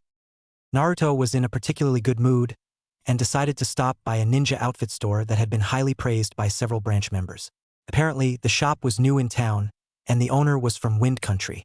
He had a fair amount of interesting outfits in a style from an ancient civilization known as the Passion. Making his way across town, he finally stopped by the store. Before he went in, his eyes were yet again drawn to a window display. The mannequin that stood there had on the outfit that had caught Naruto's eye. It was completely black and didn't reflect any light whatsoever. The pants looked to be skin-tight, but were in fact quite comfortable, and near the bottoms of the legs it seemed to be tied by black bandages. The shirt was very much the same, but only the arms were tied. The pants and the shirt were held by a black sash that was barely visible, but seemed adjustable. The entire head of the mannequin was wrapped, and the only place showing was a small slit for the eyes. Each of the wrapped areas had tails at least a foot long that Naruto could imagine would flutter quite intimidatingly in a slight breeze. It almost looked like shadows were rolling off the outfit, giving it an extremely cool look. Imagine the Sandwraith Prince from Prince of Persia, warrior within, only with a wrapped head instead of a mask. Naruto instantly went into the store and had his measurements taken for an outfit identical to the one he saw. He paid the shopkeeper a rather sizable tip to have it finished by nightfall, and of course the man complied, as he did not have too many orders at the moment. This was only his first week open for business, and word had not spread around to overwhelm him with orders. Naruto did, however, take the long piece of cloth used to tie his head up before leaving the store. Making his way back to the weapons shop, he instructed the man to put the customized headband on the black cloth so that it would be on Naruto's forehead when he wore his outfit. Looking around the weapons shop again, as it was around 5:30 already, Naruto decided to stay until his headband was finished. Strangely enough, today seemed like a rather compulsive day for Naruto, as his eye was again caught by something. A small black box was sitting in the corner of a room. A thin layer of dust covered it as it had not been opened in a while. Carefully lifting the lid up, Naruto peeked inside. In black velvet, there sat two of the most exotic weapons Naruto had ever seen, along with an old-looking scroll. The weapons themselves were familiar to Naruto, as they were merely a short sword and a dagger. It was the fact that they were both strangely shaped that caught Naruto's eyes. Both were completely black, but they had silver accents along the handle and guards. The hilts were inlaid with obsidian stones that seemed to shine with an inner darkness. Strange as it sounded, it's the only way Naruto could describe it. Naruto grinned his true grin. It wasn't the stuck-up Hyuga, "I'm better than you" smirk, nor was it the "I'm completely happy, nothing is wrong" grin he had used as a child. This was a foxy grin that, should anyone have seen it, would have made people shudder at the killing intent behind it. Naruto was imagining himself in his new outfit, wielding these strange-looking weapons. He assumed that the scroll was a learning course on how to wield them properly, and he guessed correctly. Glancing at the clock above the counter, he picked up the box and headed back to the register to await the store owner. Several minutes after 6 o'clock, the man finally stepped out of the back room, holding the customized forehead protector that Naruto had purchased. The man was smiling to himself as he saw the box, thinking, finally, someone takes an interest in those weapons. I was beginning to think no one would buy them. Let's see if I can't drive the price up a bit. Ah, I see you found something that caught your eyes? Yes, I have. The two spent nearly an hour haggling a price, and the icy Hyuga glare no jutsu that Naruto used was rather effective. Gotta thank Niji for teaching me that one, thought Naruto as he paid a decent 16,500 ryu for the box and its contents. I doubled the money I spent buying this from that traveler. Life sure is good, especially when rich people are involved. The shopkeeper was grinning happily as Naruto left the shop with his purchases, heading back to the cloth store to pick up his outfit before finally going back to the Hyuga Manor and almost literally falling into bed, fatigued from a long day of shopping. Damn it, where's Naruto? He's usually not the late one. Hinata is missing too. An annoyed Ibiki paced in front of the hospital. The medics and Chuji fidgeted, completely aware of how testy Ibiki was when annoyed. One of the medics had to patch up a POW that Ibiki had interrogated on a bad day, and she shuddered at the memory. To put it lightly, the skin was hanging off the man's face by a whisker, quite literally. Hinata landed in the middle of the group and self-consciously brushed the dust off of her usual training cloths. Gomen, everyone. Naruto told me to go ahead. He said he'd be a few minutes behind me. He was still in his room when I left. Ibiki sighed before speaking. It's okay, Hinata. He'll be here soon, I hope. At that moment, a figure seemed to melt out of the shadows. Shadow seemed to roll off of him and mix with the ends of the black bandages that floated around him, despite the fact that there was no wind at all that day. A small dagger was at his right hip and a hilt was visible over his left shoulder. In my FIC, Naruto is going to be left-handed. Like me, 2 black shuriken and kunai holsters were tied to the man's legs, as the usual ninjas were. The head was completely wrapped, only the eyes showing. 3 strands of blonde hair partially obscured the man's left eye through the slit between the wrappings. The sight was so intimidating that killer intent rolled off the man, despite the fact that he wasn't consciously emitting any. Everyone there seemed to freeze up except for Ibiki, who was used to these things. They half relaxed at the sight of the modified Konoha forehead protector with the Hyuga symbol next to it, but still kept their guard. Nice to see you, Naruto. I'm liking the new outfit, Ibiki said, dispelling the tension immediately. Naruto put a hand behind his head, and a grin was visible behind the mask, as his eyes curled into their upside-down U shape, much like Kakashi's. It's not too much, is it? Hinata blushed because the suit showed off Naruto's well-toned body. Chuji just grinned and kept munching his chips. Ibiki grinned in malicious pleasure as he said, It's great. I'd be useful to be able to intimidate this much during interrogation without even trying. Ibiki drifted off, many of his favorite interrogation techniques running through his head. Thanks, Ibiki-sensei. Anyway, I'm ready to go. He shifted the pack on his back, also colored black. It blended well into his form, so much that it wasn't even apparent he was wearing one only after he shifted it. The small genjutsu on it helped as well. The group ran across the rooftops of Konoha and into the tops of the trees after they passed the gates. For almost the rest of the day they ran. Luckily, they had packed light, so they weren't too fatigued to set up a decent camp. That night, they took shifts watching and sleeping as they were nearing the border, and to watch for bandits. The next morning they set out as early as possible. Few words were said in trade of better efficiency in their work. Small hand signs were their only communication as they ran. They ate lunch on the go, opting for highly nutritious and surprisingly tasty field rations and water from their canteens. Around 3 or 4 in the afternoon, they reached rendezvous. The 2 uninjured Chunin were guarding the injured one, and jumped as the group entered the clearing. "State your name and your business with us," one said, while drawing a kunai. "Marino Ibiki, I'm the Jounin instructor for Team 7, and we're escorting the medic team and replacing your downed comrade for the duration of his recovery, or until another can replace us. Here are our documents." Ibiki slowly pulled out the specially sealed scroll and tossed it to the men. After they made sure it wasn't booby-trapped, they're on the border and have an injured comrade, not to mention outnumbered already. They're being very cautious. They opened it and read it, confirming Ibiki's report. They relaxed slightly, and the medics moved to treat the injured man. "What are your usual patterns?" Ibiki asked the team leader. After they were explained to Team 7, the Genin team and their sensei took off to take over the patrol until the other 2 had a chance to rest, namely until tomorrow morning. The day was rather uneventful, consisting of little more than moving through the treetops and undergrowth about 2 miles back from the border, looking for any intruders. Hinata's Byakugan was more than helpful in their task, and the group didn't have to risk being revealed to look through rather thick branches or overgrown bushes. Naruto's bloodline was just as effective, but he didn't detect any human chakra other than their own and that of the Chunin patrollers. For the next week and a half, Team 7 fell into the rhythm of their mission, eventually earning the respect of the 2 Chunin. The 2 had asked to spar with them, but found that they were on the same level as Hinata and Chuji. In other words, it was a long, hard sparring session between them, but it all came down to endurance.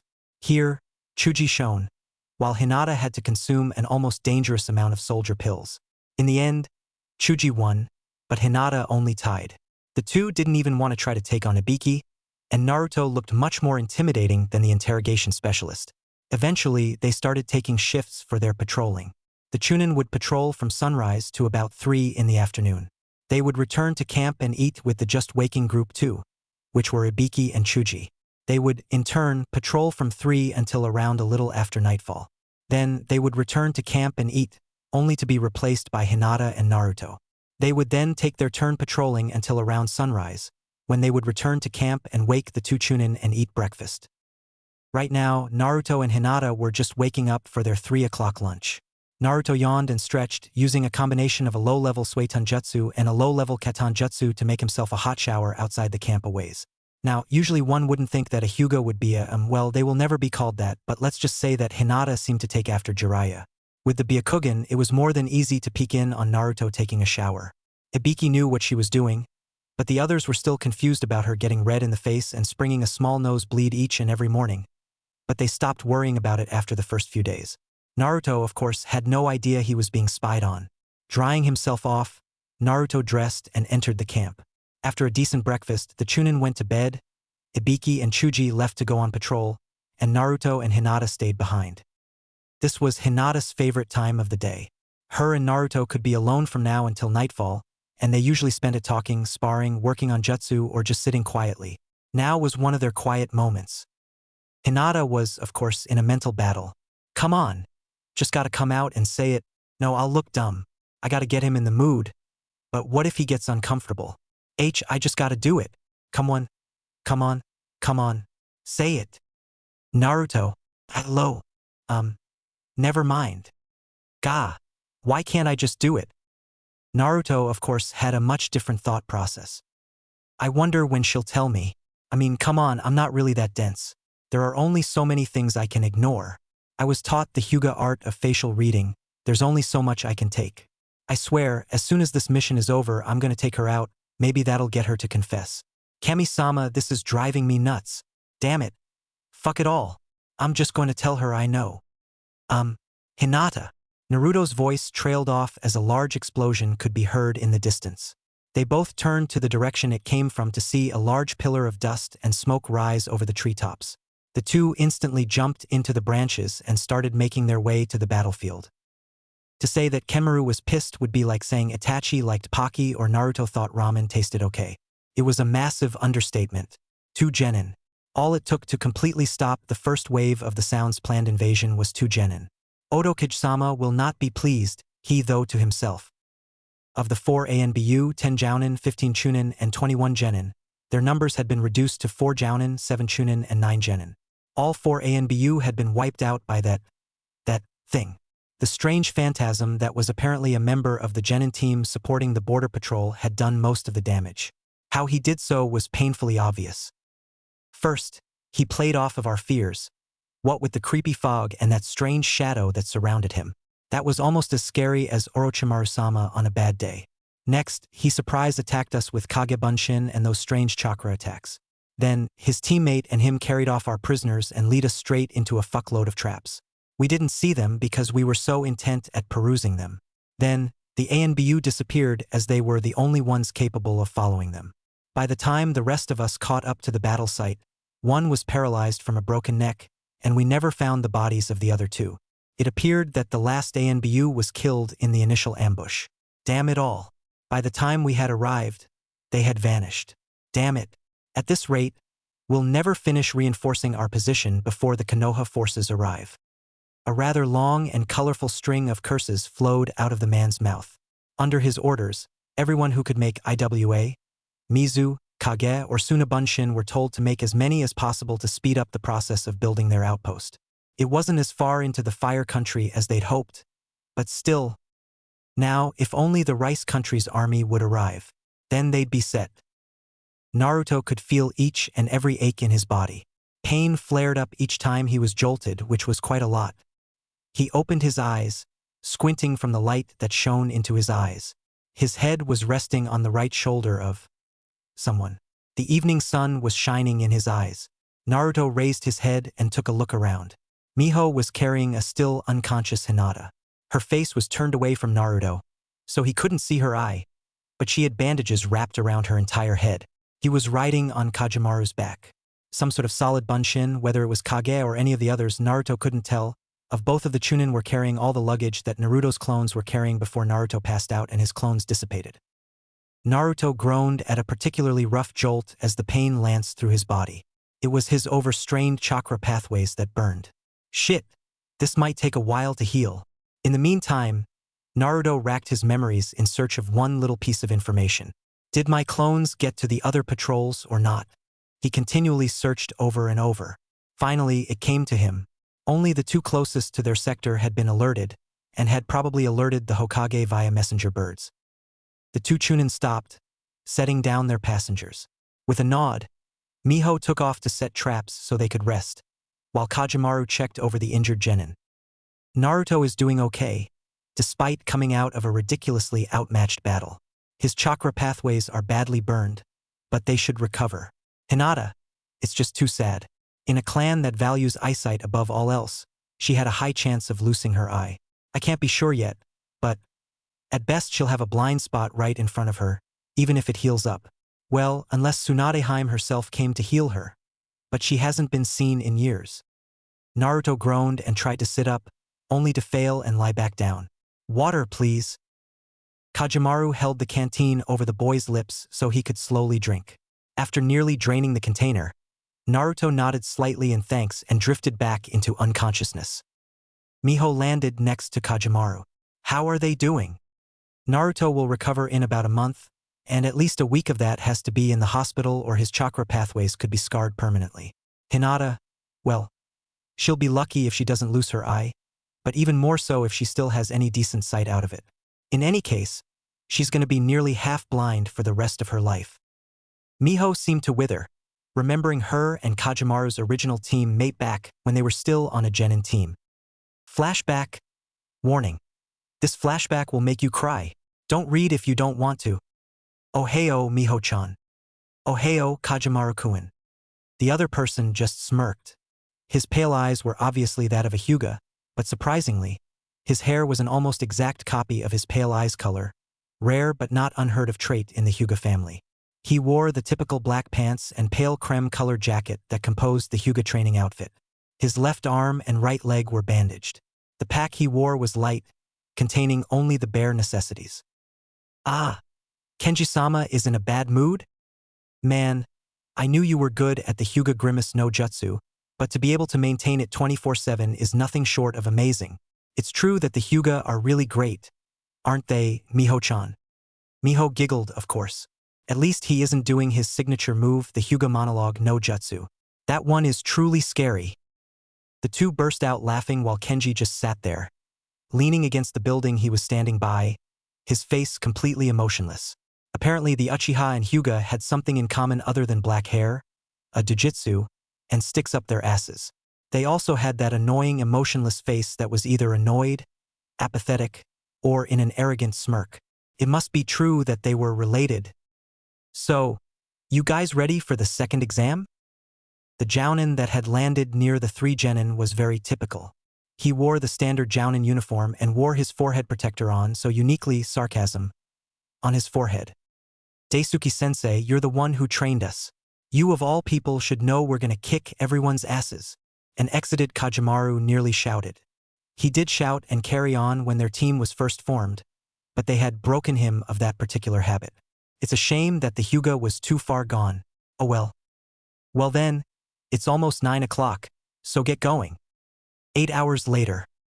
Kajamaru was lying on the ground, his body partially covering Miho's. Kenji stood in the typical Juken stance, Byakugan activated, staring at the 3 rock nins that were facing him. Give up your scroll and we'll leave. After we have our fun with the girl. Shut up. You fucking bastard. Miracle upon miracles, Kenji spoke. It's ninja like you that give us a bad name. Why don't you just run along and play with that microscopic thing you call genitals in the bushes? Why you little? The 3 attacked. Each and every attack was blocked by the Hyuga, and several quite deadly counterattacks were flung back at them. 2 were down, but the team captain was still standing. He pulled out a kunai and attacked. Slash after slash was dodged. For nearly 5 straight minutes this went on, until finally Kenji was off balance. He was in a position that he couldn't correct and would either have to fall, making him an easy target, or completely stop to correct himself, which would make it easier to attack him. The rock nin's attack had just slashed diagonally down to his left. With a sudden reversal, the knife flipped from a reverse hold to a traditional hold. Before anyone could do anything, the backslash sliced clean across the Hyuga's face. Blood flew through the air in little droplets, almost a mist. As the Hyuga's right eye was sliced completely through. The ninja pulled his arm back and plunged his kunai deep into the Hyuga's chest. Hyuga Kenji, one of the more talented of the branch members, was dying. The rock nin spat on the Hyuga's now prone form. Pathetic. Wasn't even worth my time. Rage overcame Kajamaru. Despite the kunai in his leg that made him wince in pain when he stood, it didn't stop him from activating the most powerful jutsu he knew. Katan. Gukakyu no Jutsu. The fireball caught the rock nin off guard. His screams of pain could be heard throughout the forest of death. Kenji was barely alive. His blood was slowly seeping out of the hole in his chest, and it coated his lips, running down the side of his face. It flowed freely from the gash in his pulverized eye. He coughed, tasting the metallic tang of his own blood, spitting it out as best as he could. Kajamaru was kneeling over him, trying to reassure the dying Hyuga. It's gonna be okay, Kenji. We'll get out of this. Don't die on me. Where? Cough are your insults, cough now, Dobe. Damn it, don't die on me. You were Rookie of the Year, you can't die. Hyuga are supposed to be invincible.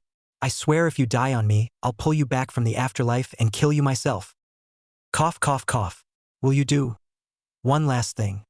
Cough for me, Kajamaru. Yeah, I'll do it. Just don't die on me. Kenji reached his hand up and grasped Kajamaru's. He pulled out a kunai and slit both his own palm and his friend's, grasping his hand. He let their blood mix. When I die, tell my cough family. The color, cough, of my eyes, cough brother. With one final fit of coughing, Hyuga Kenji, top of his graduating class, smiled. Not a smirk, not a grimace, but a true and genuine smile. His eyes closed for the last time, and for the first and last time, Kajamaru saw tears slide down his friend. No, his brother's face. His own tears were dripping off his chin and onto the dead boy's almost peaceful face. With one finger, he lifted the eyelid of his friend's unmarred eye. He was staring into a lifeless golden brown, a far cry from the pale lavender he was used to seeing. Slowly, He closed the eye again before crawling over to the unconscious form of his other teammate and sobbing himself to sleep. End flashback. Okay, it's safe to continue reading now. Before either of them could react, a large group of Medic Nin and two ANBU squads jumped into the clearing. They tensed up for a moment before recognizing the leaf emblem all over their various items. One ANBU approached them and said, "Report." They explained the situation to them while the medics patched up a still unconscious Naruto, Hinata, Ibiki, and Chuji. They loaded them onto stretchers and jumped into the treetops, making as much haste as possible to get them back to the Konoha General Hospital. I see. You are ordered to return to Konoha and await further orders from the Hokage. Hi! The two Chunin took off, passing another two squads of Konoha ANBU as they met up with the others. They followed after the medic Nins, anxious to see Team 7's fate. Naruto woke up to an annoying beep, kept beeping and beeping. His eyes were attempting to adjust to the darkness while he reached over to where his alarm clock should be, trying to turn it off. His hand only hit air. Looking over, he saw wires and tubes coming off his body, and a heartbeat monitor. So that's the beeping I hear. Feeling too tired to try to stand, but too awake to go back to sleep, he drew out a little chakra from his surroundings, testing his chakra pathways. They were still stinging in a couple of places, like his palms, but for the most part were in working order. They were much larger than before, but they still worked. Dropping into a trance, Naruto extended his awareness, slowly building links to his body, a trickle of chakra coming from each link into his seal, keeping him alive. Slowly it would fill, but at this rate it would take a very long time. Not in days or weeks, but more in months. Around 16 at this rate, and that's if he didn't use any between then and now. He sighed and drifted off to sleep. The last thought that ran through his head before he finally fell into its kind embrace was, I wonder if Hinata is okay. Naruto finally woke then next morning. The doctor came in and gave him a checkup. The doctor was at first puzzled as to why Naruto had no chakra, but Naruto explained to him about his bloodline and the empty, or nearly empty anyway, seal. The doctor was rather surprised, but eventually released him from the hospital on strict orders of bed rest for the next week and a half. No training, no chakra molding if at all possible, just the life of a civilian until his chakra pathways had sealed and he has a decent amount of chakra stored up again. So, naturally, the first thing Naruto did is, if you thought training, you're wrong. He went to see his teammates. Sighing, Naruto slowly and quietly pushed open the door to Ibiki-sensei's room. His Jounin instructor, although rather intimidating and very verbally abusive, had grown on the three, and Naruto wouldn't trade him for the world. He found him to be, surprisingly, awake. Ibiki-sensei, how are you doing? Oh, I'm still rather sore, Naruto. The knockout poison they gave me wasn't really that potent, but it turns out that I'm allergic to it. So, my chakra is messed up for the next week or so. I'm stuck in bed till the day after tomorrow at least. At least you're alive. I'm glad. Ibiki smiled, something he really only did since accepting this genin team. It's good to know someone cares. Ibiki-sensei, do you have any family? Ibiki smiled sadly. Not really. My parents were killed when I was a genin. My brother ran away from Konoha and became a messenger, and my wife. Here he paused. The most feared man in Konoha was on the verge of crying. I'm sorry. I didn't mean to pry. No, it's perfectly okay. I'm glad to know that at least 3 people accepted me for me, not for my title. Being chief interrogator and captain of the torture and interrogation squad gives you a nasty reputation. I'm more than glad I gave that position to Anko. She's even better than I was. Silence slowly fell in the room. For a half of an hour, they sat in silence, just enjoying each other's company. Finally, Naruto spoke up. Ibiki-sensei, I'm gonna go check on Chuji and Hinata. I hope you get well. I'd bring you some flowers, but something tells me that's not your style. Ibiki chuckled. Naruto stood and walked out of the room. Slowly, he wandered the halls, finding his way to Chuji's room. He slowly opened the door, again not wanting to wake his teammate as he is sleeping. Chuji was still asleep. True, Naruto didn't get a good look at him while he and his clones were moving him from the ambush spot, but now it was painfully obvious that Chuji had fought the group with Ibiki. Almost all of Chuji's fat had disappeared, and his well-toned muscles stood out underneath his skin. Naruto smiled knowingly at the flowers and get well cards that were marked as being from Shikamaru and Ino, and a large basket of junk foods from his family. Naruto smiled at the barbecue pork-flavored chips that made up of most of the basket, knowing that was his favorite. I'm definitely gonna have to take him out to barbecue when he's out of the hospital. He'll enjoy that. Naruto again stood up after spending a few moments with his teammate. No, his friend. He walked towards his final destination for the day, hoping and praying that she was okay. Flashback. Hinata looked up at Naruto's face as he crouched over her. She could only see half of what she usually could. A strange calm came over her. Her voice was racked with pain. She shuddered and reached out a hand, cupping Naruto's masked face. Naruto-kun, Ashitaru. Her body went limp. Naruto grabbed her hand and held it to his face. His tears were soaking the front of his mask, but he didn't care. He could only watch as his closest friend died in his arms. End flashback. Did she really mean it? Did she really love me? I know she liked me, and I know she had a major crush on me, but was it truly love? And why do I feel like I do when I think about her? What do I feel for her? What do I truly want from her? Friendship or love? Naruto continued to ponder this as he slowly approached Hinata's room. However, just before he entered it, a doctor stopped him. Hyuga-san, Hinata-san is awake, but I'm not sure if you want to see her. She is rather depressed. I don't know how she'll handle visitors. Sir, she is my teammate, and more so, she's my friend. She needs me, and I'll be damned to the 7th layer of hell before I leave a friend in need. The doctor recoiled at the killer intent and incredible intensity Naruto spoke those words with. He slowly nodded, lowering his head in defeat. Naruto slid open the door so see Hinata sitting up in bed, her head hanging down, bandages covering nearly half her head. It was painfully obvious from the dampness of the bandages and blankets and from the swelling around her eyes that she had been crying for quite a while. Hinata-chan. She looked up as Naruto walked over to sit in a chair next to her and sat down. She looked at him for a moment before looking away. He'll never accept me now. If I couldn't get him before now, then I sure as hell can't get him now that I'm disfigured. She burst into another wave of silent tears. This did not slip past Naruto. He leaned in and gave her a warm, comforting hug. Hinata-chan. Naruto-kun, what will father say? Could barely pass his tests before, but now. Hinata leaned into the hug Naruto had not broken, crying into his shoulder. He just sat there and held her, not quite sure of what to do, so he did what just felt natural to him. He softly patted her back, trying to comfort her while whispering to her. Shoo, it'll all be okay. I won't abandon you. Trust me. And if Hayashi-sama tries to do anything about a wound you honorably received in battle, I'll shove his marriage bed so far up his ass that he'll never find it again. It's okay. Just let it all out. Hinata cried for another couple of minutes before finally sitting back, only hiccuping every few minutes or so. I wish there was something more I could do for you. Hinata, if there is anything you want me to do for you, just ask. I'll do anything so see you smile again. Hinata's eye widened at this statement. No, this promise. She thought back to what she said just before she passed out. I have to ask him, Kami-sama, if you have wished good fortune on me, please let me have the courage to tell him.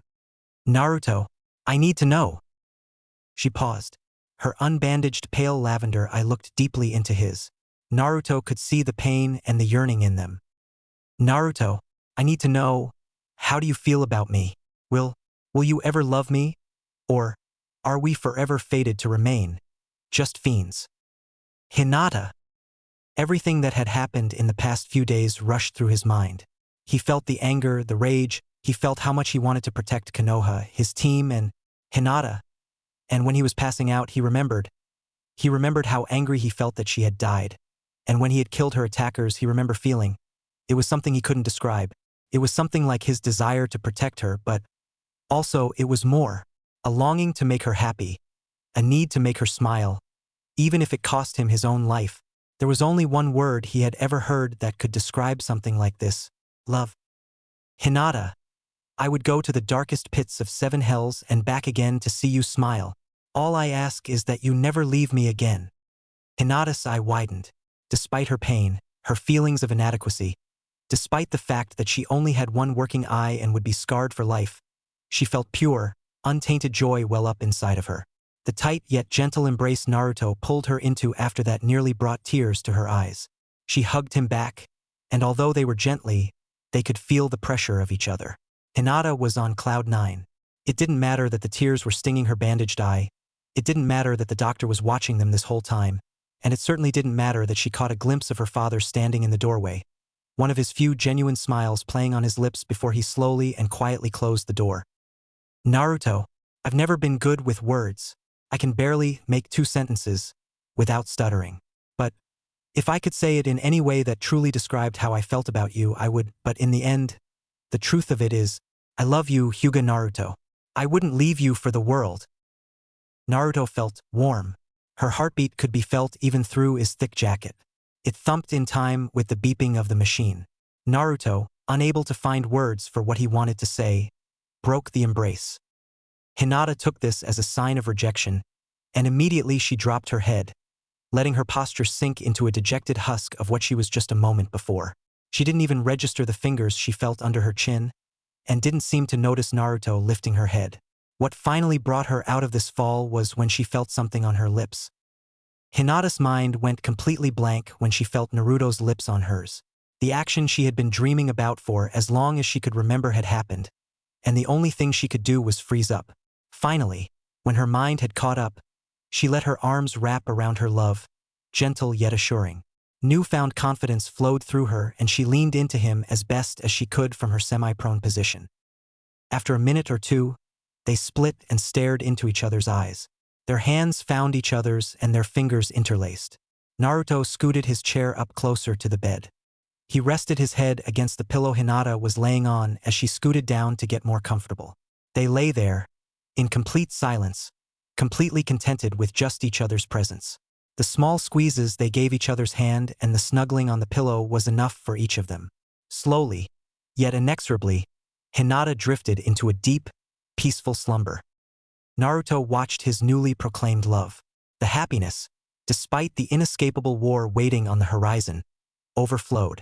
It wasn't the plastic mask he had donned each day as a child, nor was it the contentedness he displayed at the Hyuga house. This was a true feeling of unconditional love. Love without bounds, willing to do anything for her. Slowly, Naruto started to succumb to sleep, his mind replaying yet again what had happened at the battle site.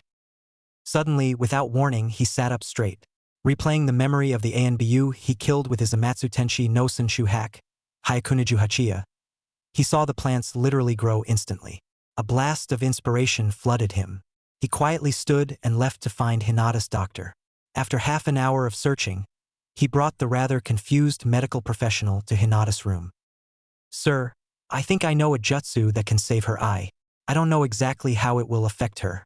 I know that it will cause the cells in her eye to rapidly reproduce. I need to know. If I do this, can you limit and control the growth so that her eye heals properly?" The doctor thought for a moment, playing any and all possible scenario in his mind. If what he says is true, then yes, it's possible. However, if it gets out of control, there may be uncontrollable and irreversible side effects. "Hyuga-san, how exactly do you expect this jutsu to work?" Naruto explained to the man about the juiced-up life force he can create. The doctor thought for a moment before finally saying, "I believe it's possible. However, I want at least 4 other doctors here for the operation, and I want Hinata-sama and her father's consent before we do anything. If there is even a 25% chance of this working, you have my consent as long as Hinata agrees." "Hayashi-sama," both Naruto and the doctor said in unison. What's going on?" Hinata sat up, and her hand halfway to her head from rubbing her eye. Naruto yet again explained the situation. "Hinata, it's possible that you could completely lose your eye if this fails. As of now, you will only have partial vision. Do you want to go through with this?" Hinata sat there mentally debating. She seemed to be wavering in the middle. After a moment, she managed to finally give her answer. "You have my consent." "Then it's settled," the doctor said, before running off to get the most skilled doctors in Konoha. Half an hour later, they were in a prepared operating room. The 5 doctors and Naruto stood around Hinata's unconscious form. Naruto was out of his training outfit and into a doctor's uniform. All the medical professionals around him nodded, and Naruto pulled out some chakra from one of the nurses who volunteered for the honor and mixed it with a fair amount of nature chakra. Naruto experimented with the mix, slowly balancing it into a mixture only twice as strong as normal life force instead of the insane 500 times as strong life force created in the woods. Slowly, he lowered his glowing white hand over Hinata's eye. Naruto concentrated as best he could. Slowly gathering the modified life force, he slowly let it leak into Hinata's wounded eye. All 5 of the doctors watched in amazement as the cells started multiplying before their eyes. Something was off. All the cells were multiplying whether or not they were the ones needed or not.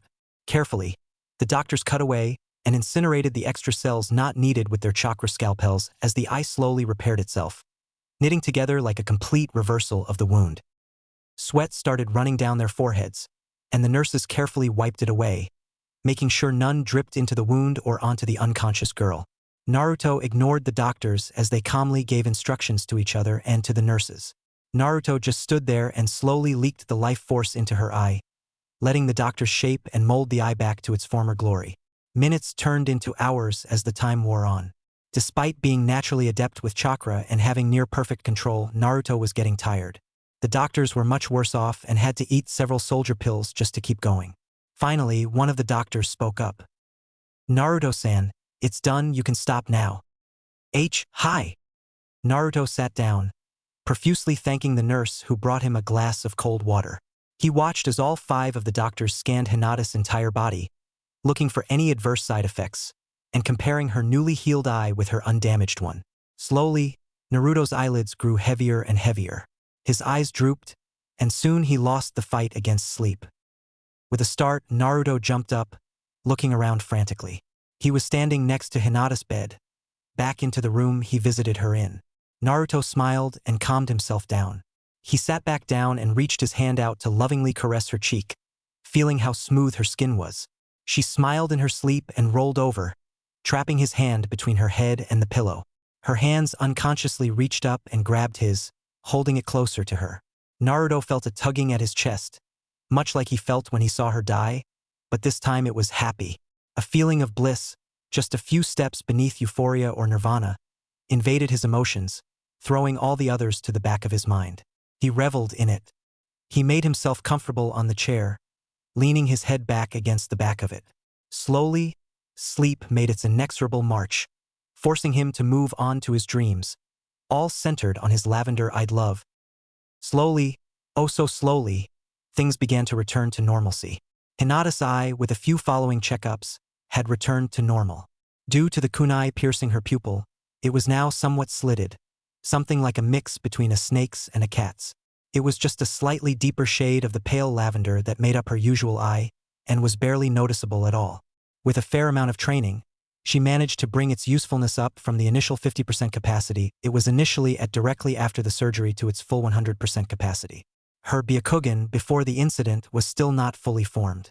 She could only see the outlines of the internal chakra systems, and only the largest third of the Tenketsu, only enough to use the hack Rokuju-yanshu. However, because of her intense and constant training, she had, much like her cousin Niji had done at the age of 10, awakened her bloodline to its fullest potential. The only real difference was the ability to better see the chakra pathways, all the Tenketsu, and doubling the maximum range she could see around her. The last part could be trained even farther, but it would take time. As for Hinata's bold proclamation of her love to Naruto as she lay dying, and Naruto's reaction to her death, after Hinata had been released from the hospital, she'd confessed to him, and he to her. That could be seen on most evenings in some highly recommended restaurants by the Akimichi clan, cinema, and several other places that most people go for entertainments or dates. The farthest they've ever gotten, though, was some rather intimate kissing and hugging, not having the courage to go farther than that. All in all, the two were in bliss. As for the war between rice and fire countries, it was an obvious routing. Without the element of surprise and the full support of every single ninja in Konoha, the Sound Village withdrew its support. The rice country's armies were utterly defeated by the much larger fire country's numerical and strategic might. In short terms, Rice and Sound got their asses handed to them because a few genin got away from some of their most powerful ninja. The mission offers to Sound was drastically reduced, and their participation in the upcoming Chunin exams was their only chance to regain the respect as good fighters, but only if one of their genin won the tournament. Speaking of the Chunin exams, although it was Konoha's turn to host the event, they utterly refused to allow Sound Nin into their village. Therefore, the rest of the hidden villages held a meeting and decided that it was to be hosted in Kirigakure no Sato. The Mizukage was more than willing to host the event, and declared that any unsanctioned fighting between any shinobi of different villages would get their entire village banned from the event. All the Kage accepted the terms with varying degrees of enthusiasm. Because of the delay in organizing the event, the date that it would start was pushed back almost 2 months. Our team was, at this moment, sitting under a cool tree, studying a few scrolls they'd picked up here and there. Chuji was studying a jutsu scroll given him directly by the Sannin Jiraiya, who was rather impressed at his skill with jutsu. Hinata was studying a medical scroll that was written by the legendary Kunoichi of Konoha, the Sannin Tsunade herself. It was, however, only on loan from the Hokage. Naruto, he was actually studying a book of unknown origins. He didn't know where it had come from, how it had got there, or who had given it to him. Apparently, it was a book on taijutsu. It outlined many different forms and kata from a style that not even Madogai had heard of. Tai Chi, what really intrigued the boy was that he saw a lot of potential in this style. He could, theoretically, use raw chakra blasts in nearly every single blow the style showed him. It was as if this style was made just for that purpose. But he just continued to study, deciding to learn all the theoretical sides behind the style, which were many, before he actually practiced it. He had already learned some of the most basic kata, and was doing well. He had even shown the book to Guy, who had in turn helped the boy correct his stance so that the moves flowed properly. In return, Guy got to learn a new style just for helping the boy out. It was a mutually beneficial relationship. Things were progressing well for this team, and they had all been given a month's worth of vacation along with the pay for an S-class mission. To top it all off, they had all received the Golden Kunai, a very prestigious award for valor in the midst of combat. They were, to date, the youngest ninja to ever receive this award, and that included its equivalents from the other villages as well. Flashback. Sandaime Hokage stood in front of a pedestal, looking at the assembled ranks of shinobi in front of them, and the crowd of civilians behind them. He cleared his voice before starting his speech. I have called this meeting today to dispel a few rumors. Many of you have heard about the recent incident on the Fire Rice border. Yes, it is true that Rice Country and Odogekure attacked in tandem, intending to invade Fire Country and eventually crush Konoha. The area they invaded was currently being patrolled by an undermanned Chunin team. One of their teammates had been injured and extracted to Konoha General Hospital for treatment. In order to enhance our defenses, I ordered the Genin team that had escorted the medic Nin to the rendezvous to become a replacement on the team for the out-of-action Chunin. Fortunately for us, that was the best thing that could have happened under the circumstances. Team 7, the first of our experimentally trained Genin teams, led by Tokubetsu Jounin Marino Abiki, and displayed fine teamwork in the face of great adversity. The attacking force, while currently estimated at 1 ANBU team, around 10 Jounin, nearly a score of Chunin, and 3 dozen Genin was the spearheading force in the invasion. In a surprise attack, the spearheading force knocked out and captured both Marino Abiki and Akimichi Chuji. The two fought well, injuring and incapacitating at least 10 of the Sound Nin. After learning that their companions had been captured, Hyuga Hinata and Hyuga Naruto ambushed said group, rescued their friends, and nearly halved the remaining shinobi through well-set traps and jinjutsu, as well as killing 3 ANBU. They also managed to alert other border patrols and their 2 Chunin teammates. However, they did not come out without injury. Abiki and Chuji were near death. Hinata had a kunai impaled in her eye, and Naruto had chakra burns throughout most of his system and was suffering from severe chakra depletion. Thankfully, all 4 are almost fully recovered. Chuji and Hinata are still in physical therapy. Chuji for his massive weight loss and muscle depletion, and Hinata for relearning how to use her recently healed eye. He paused for a moment before continuing. In light of these feats, I would like to bestow upon all members of Team 7 the Red Moon, signifying injuries received in combat.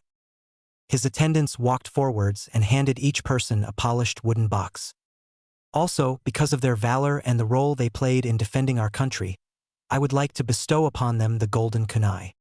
An excited murmur swept through the crowd as each member of the team received another wooden box. I realized that these 3 Genin are the youngest to ever receive such a large honor in the history of all shinobi villages. Their actions have brought both their families and their village honor. Because of this, we should honor them in turn. Thank you.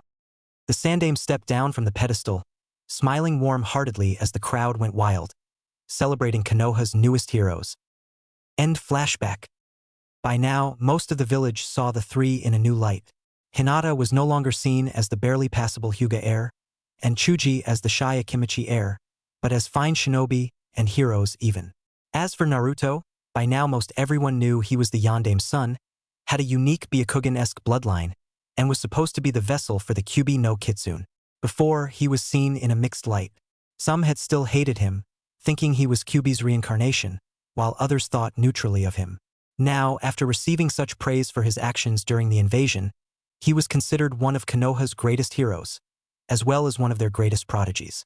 Needless to say, his already sizable fan club swelled to record numbers, becoming larger than both Neji and Sasuke's combined, but still couldn't match Uchiha Itachi's former fan club. It was now disbanded, but its legacy lives on. In any case, it was much more difficult to get from one point to the next because of the hordes of screaming girls and women. Neji seethed in jealousy as he saw his cousin sitting under a tree, comfortable in the presence of her teammates. Not only did she have better teamwork than his own team, but her Byakugan had somehow developed equal and possibly even surpassing his. Also, she had received honors because, in his mind at least, she was from the main house. He failed to see that her two teammates had received the same award. His hatred of the main house had dimmed slightly because of Naruto's presence in the Hyuga household. It had risen again twofold. At least I may have a chance to get my revenge in the Chunin exams. Gai-sensei told us that we'd be participating this year, and I'm certain that her team will be there as well. He smirked darkly to himself, fantasizing about the pain he would deal out to her. His mind snapped back into reality when he heard someone call his name. "Oi, Niji-san, what's so funny?" Inwardly he seethed, but his only visible emotion was that of apathy. "Nothing, Naruto-sama.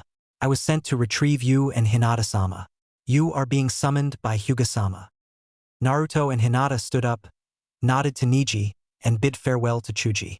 After a nice soothing run across the rooftops, they arrived at the compound and made their way to Hayashi's personal meditation garden, as instructed. They arrived to see the head of the Hyuga clan, wonder upon all wonders, note heavy sarcasm, meditating. "Ah, Hinata, Naruto, come over here please." "Hi," they said in unison. They sat down in front of the emotionless man. He opened his eyes and looked at them intently. "It has come to my attention that, after Hinata had gotten out of the hospital, you two have been seen in various restaurants, cinemas, and other places. You were seen holding hands, intimately touching, and kissing by several branch members. In public, no less." The two cringed. It was, surprisingly, Hinata that spoke up first. "Father, in all due respect, I will continue to see Naruto-kun." Hayashi's eyebrows raised in surprise at her determination. "I love him, and I won't let you separate us. He is the only person I will ever consent to marry, and you can either accept that fact or you can find another heir." Hinata's voice, although quiet throughout her small speech, carried a large amount of emotion and confidence in them. Hayashi smiled. "Naruto truly is bringing out the best in her, and this just makes it easier. Hinata, I realize your attachment to Naruto, but it can't be helped. The council has already had a marriage arranged for you since you were 6 years old. There is nothing you can do except to accept your fate." He raised a palm to stop both of their protests before they even started. The two only glared at him. "In order to maintain the clan's honorable name, on the eve of your 16th birthday, you will be wedded, in order to bring a strong man and an equally strong bloodline into the Hyuga clan." "But Father/Hayashi-sama," their protests were cut off again. Hayashi was trying his best to not break out laughing, seeing as they too had no idea what was in store for him. "Looks like I have the last laugh for all those pranks. And Naruto?" he thought. "In order to fully accept your marriage, you are to get to know your betrothed from now until you are wed. If you refuse, you will be stripped of your title and you will be branded with the caged bird seal and placed in the branch family, and you will be forced to marry anyway." Hinata seemed to deflate at this news, while Naruto was both shocked and angry. His knuckles were white, his muscles tensing and relaxing, trying his best not to attack the Hyuga head. "Hinata, you must accept your betrothed. It is what is best for you." He trailed off as Hinata's tear-streaked gaze met his. She was meek and humble once again. "Who have I been betrothed to, father?" Her voice was emotionless, yet cold, carrying no feeling whatsoever. Hayashi's laughter that had been welling up died instantly, and his eyes moistened at the sight of his defeated daughter. Your betrothed is the son of a Kage and a very accomplished ninja. His name once was Uzumaki, but he was adopted into the Hyuga clan. Hinata, your betrothed is Hyuga Naruto. They too were speechless. They could only gape, their gazes switching back and forth between Hayashi and their future spouse. Hayashi smiled and grabbed one of each of their hands.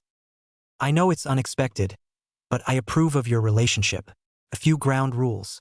Both you and Naruto are to be virgins of every sense of the matter until your marriage night. I forbid you to go any farther than kissing.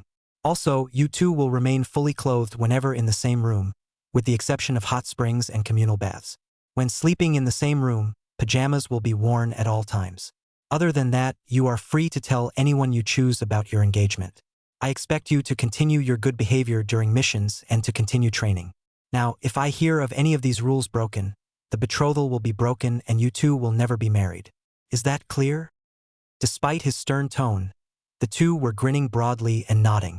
With that, he placed Hinata's hand in Naruto's. They stood and he embraced the two in a warm, fatherly hug. The rest of the day was a haze for the two stunned teenagers. The only thing they could think of at the time was, we're really getting married. The next morning, Hinata woke early. As she looked at herself in the mirror, she remembered what had happened yesterday. Deciding that a relaxing morning bath was in order, due to the fact they didn't have training scheduled for today, Hinata grabbed a change of cloths, wrapped herself in a robe, and made her way to the bathhouse. Just as she was about to enter, she heard, "Oi, Hinata-chan, wait up." And, Naruto-kun? Hi, thanks for waiting. Let's go in, shall we? Hi. Both Hinata and Naruto blushed before they entered their respective genders' changing rooms. After a quick scrubbing, they made their way to the central pool, the only one in the complex with mixed bathing. The couple found each other quickly, but the steam was quite thick and hard to see through. Blushing, they sat on opposite sides of a rock that jutted out from the very middle of the pool. Their hands snaked around either side and they laced fingers, comforted by each other's touch. They sat in silence for a few moments. Naruto, deciding to start up a conversation, said, "So, I guess we're going to be married in a few years." "Hi. So, what do you want to do?" I was thinking we should train.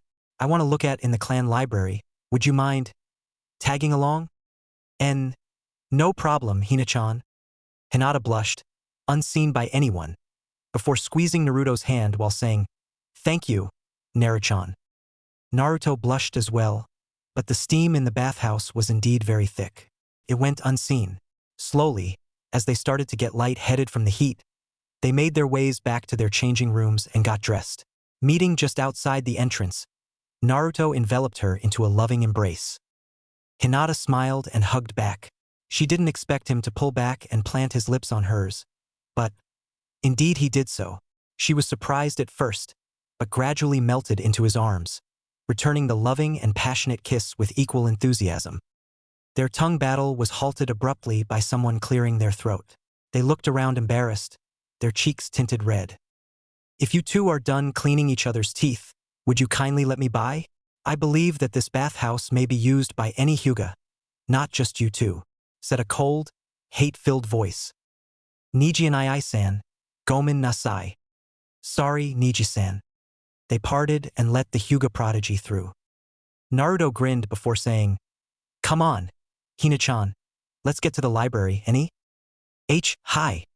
The next morning, Team 7 met at their usual training grounds for their team meeting. Hinata and Naruto arrived hand in hand, as usual, and greeted Chuji.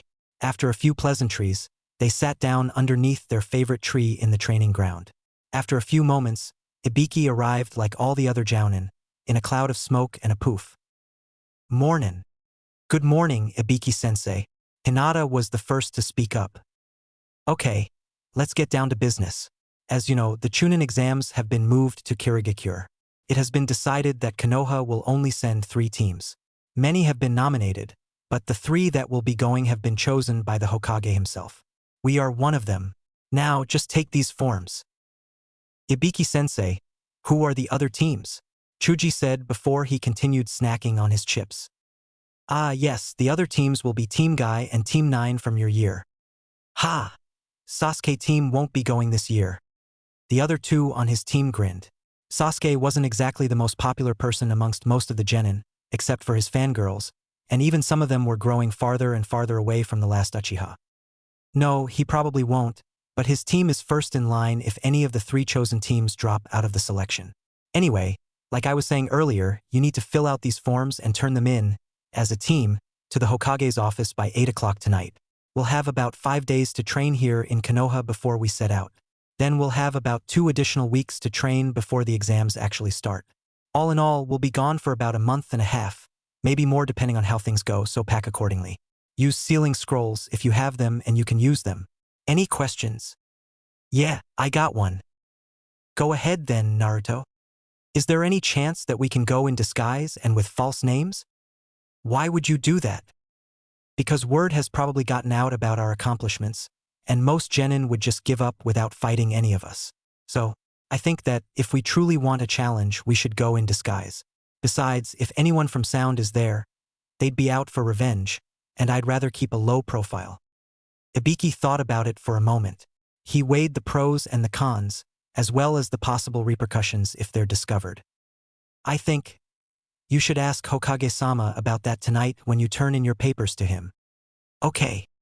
As for now, I want 100 push-ups, 250 sit-ups, 500 jumping jacks, 10 laps around Konoha, and at least 3 hours of sparring on the lake in a free-for-all between you 3. Understood. Remembering their training days, the 3 stood at attention. Sir, yes sir. Ibiki grinned uncharacteristically. Get going then. And they did. After their training and an hour's worth of resting, which they used to fill out their forms and think of possible disguises, they made their way to the Hokage's office. After greeting the secretary, climbing the stairs to the top, and nodding to the guards in front of the office door, they knocked. Enter. Naruto pushed open the door and strode forward, bowing politely. The others followed suit before they all sat down. No need to be so formal, Naruto-kun. Sure thing, Hokage-san. The old man smiled. Now, I believe you're here about the Chunin exams, any? Yes, we have our papers here. Ah, good. Hokage-san, I was thinking that maybe we should go in disguise. Oh. Naruto then explained to him his reasoning behind his idea. The Hokage just sat there, nodding and thinking. By the time Naruto had finished, Sarutobi was ready to speak. Naruto, I personally think it's a very good idea, but I do think that the other villages will take it as a sign of weakness if our most honored team is not there for the exams. Should you wish to wear a disguise during any time you are not taking the exam, feel free to do so, but I want you 3 to be seen in action. Hi, Hokage-sama. Naruto, I told you not to be so formal, he said with a half-serious expression. Sure thing, old man. Sarutobi sighed happily and in mock exasperation. Be sure you're ready. Oh, and one last thing before you go. Team 9 dropped out of the selection and Team 8 has taken their place. Heh, looks like I get to kick Sasuke team's ass, if he can make it to the 3rd exam. Everyone in the room grinned. Naruto used his chakra to create a hologram of sorts which depicted a swarm of Naruto clones beating up a chibi Sasuke, who sat there crying anime tears after the clones had disappeared.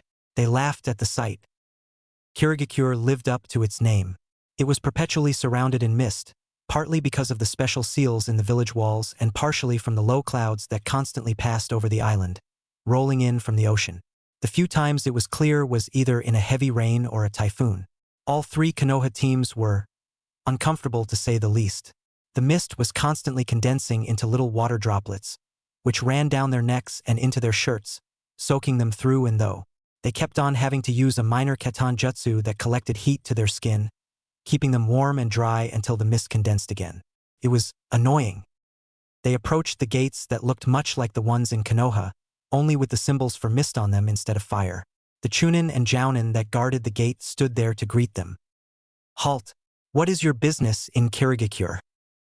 Ibiki stepped forwards and let out a small amount of killing intent, just enough to make him look even scarier. We're here to take the Chunin exams. The less experienced Chunin paled, while the Jounin just brushed it off as one would a fly. I need to see your papers and your passports. The genin and their senseis lined up and presented their official documents, which each had a seal on them that repelled moisture, and continued inside the gate after they were approved. Naruto was in the back of the line under a henge that made him look completely different. He reached the jounin and handed him his papers. The jounin was smart enough to see the difference between the boy standing in front of him and the picture on the passport. "Your picture does not match you." Naruto grinned quite maliciously and dropped his henge slowly, making it look as if his features just melded into his true form. He released a fair amount of killing intent directed solely at the jounin holding his passport. "If you know what's good for you, let me in. I'm sure you've heard on my exploits, any?" Naruto's voice was dark and promised pain exponentially more than even the 7th layer of hell could give. The man read the name on the passport and the papers again. He paled instantly. His hands were shaking and it was taking almost all of his willpower to stop himself from pissing his pants and running away, screaming like a little girl. He was still a young jounin, but the chakra he felt in this boy was barely under that of the Mizukage. Why yes sir. Alright, away." He carefully stamped the paper and handed them back to the boy, who smirked and caught up with his teammates. "Oi! Ranji, what was that all about?" That was the genin that single-handedly killed 2 sound ANBU and set the traps that killed at least 4 jounin, 9 chunin, and 13 genin from the sound invasion. His fellow guard paled before fainting. His jounin friend wasn't too far from that point and was forced to sit down until he had collected his thoughts. A lone figure sat atop a tall building overlooking what little could be seen of Kirigakure. The breeze played with his orange-red bangs, uncovering the red tattoo in the shape of the kanji for love that adorned the left side of his forehead. That's his left side, not the left side of your perspective. The gourd strapped to his back along with his rather strange style of clothing made for a very intimidating figure. What truly stuck fear into the hearts of his enemies was the way that his black-ringed eyes stared at you. Their blue-green depths seemed to show you the future, and it always was pain, torture, and an eventually long-awaited death. "Hyuga Naruto, I'm coming for you." He continued to stare at the waxing moon in the sky. Naruto was grinning his huge foxy grin.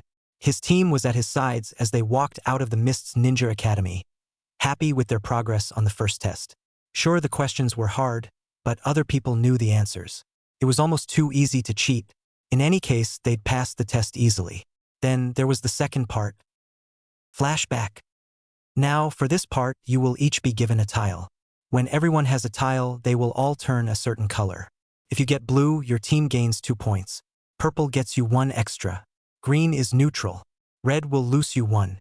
Orange will lose you 2. And finally, if you get one of the 3 black tiles, your team loses all your points and you are disqualified from the rest of the exam. Understood? Good. Let's get going then. After a few moments, all the remaining people in the room had a tile. Now, we'll reveal the colors. The examiner whipped through a few hand seals that were too fast for even Sasuke's partially awoken Sharingan to copy. After a few seconds, the tiles each started to turn into their respective colors. Naruto looked on in horror as his own tile started turning black. Thinking fast, used a hand sealless kawarimi to switch it with the tile of the person next to him. There wasn't even the usual poof of smoke or even a noise. They just switched places, faster than any of the chunin could have detected. The tile he got was green. He sighed in relief, looking around for his teammates. Hinata was grinning excitedly at her blue tile, while Chuji was frowning at his red tile. All in all, his team still had enough points to easily pass. Unfortunately, the rock nin sitting next to Naruto wasn't so fortunate. End flashback. The 3 genin followed the crowd of other chunin hopefuls to the location of their next exam. When they got there, the second examiner hushed the exited ninja.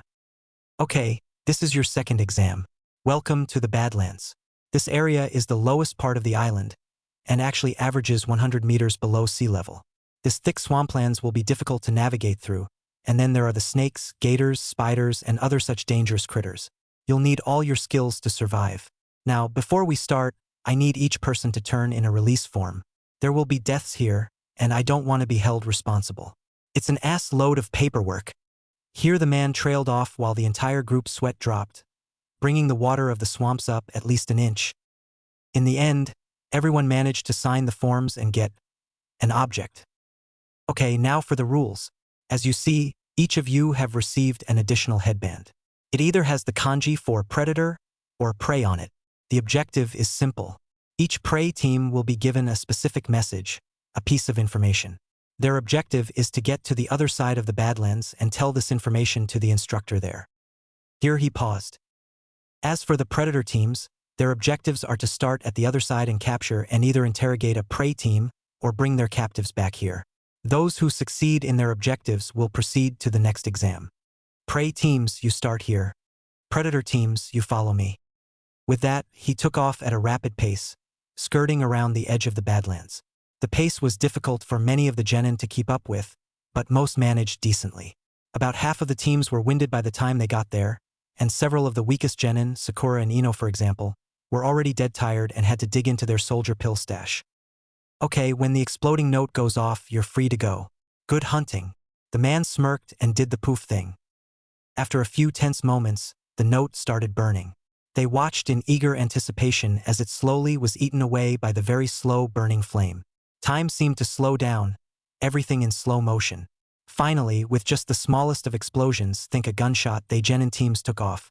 Each person wore their new headband things in an obvious spot, making sure that they were visible.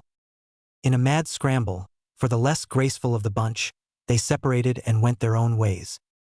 Naruto, while feigning indifference, was carefully observing all the predator teams before they left.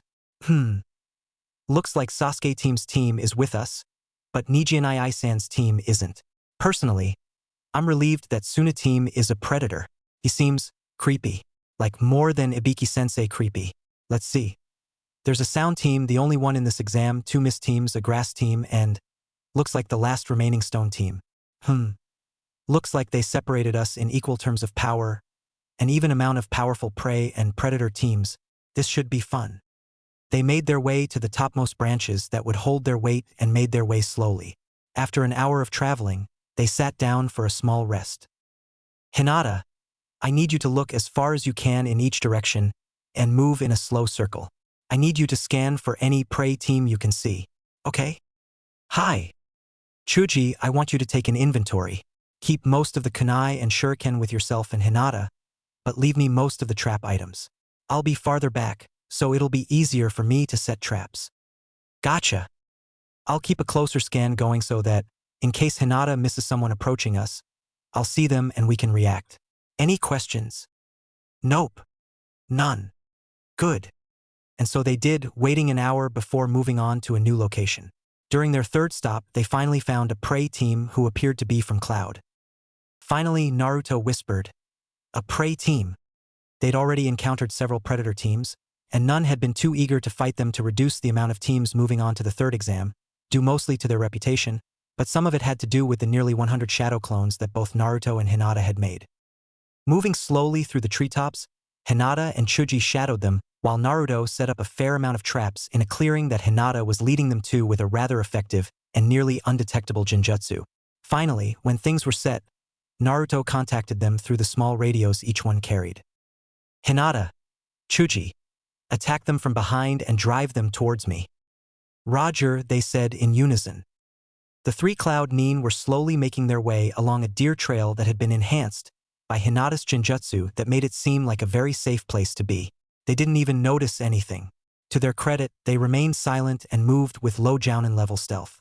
Hinata and Chuji made their way behind them.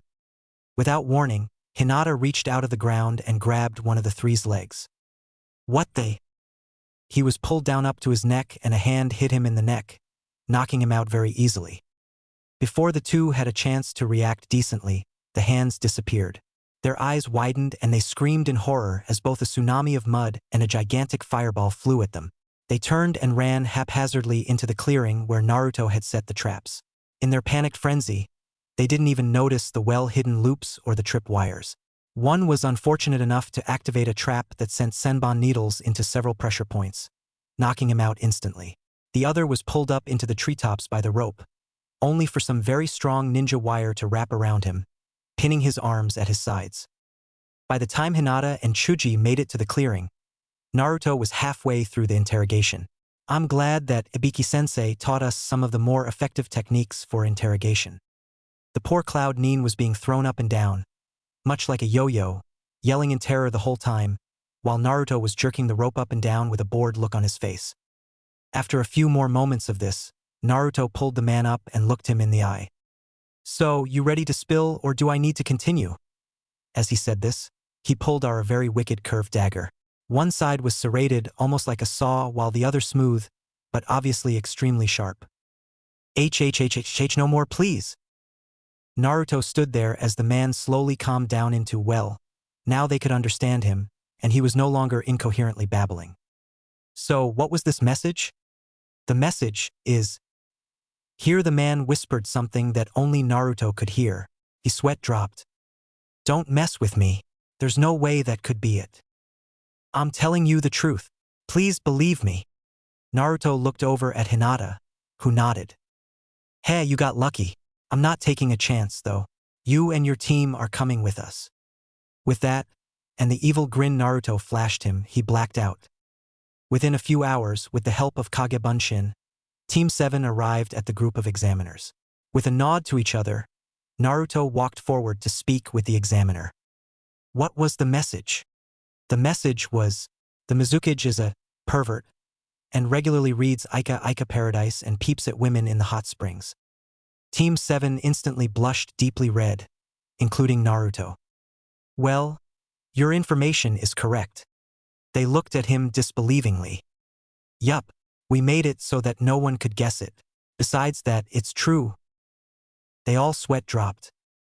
Several hours later and most of the teams had returned.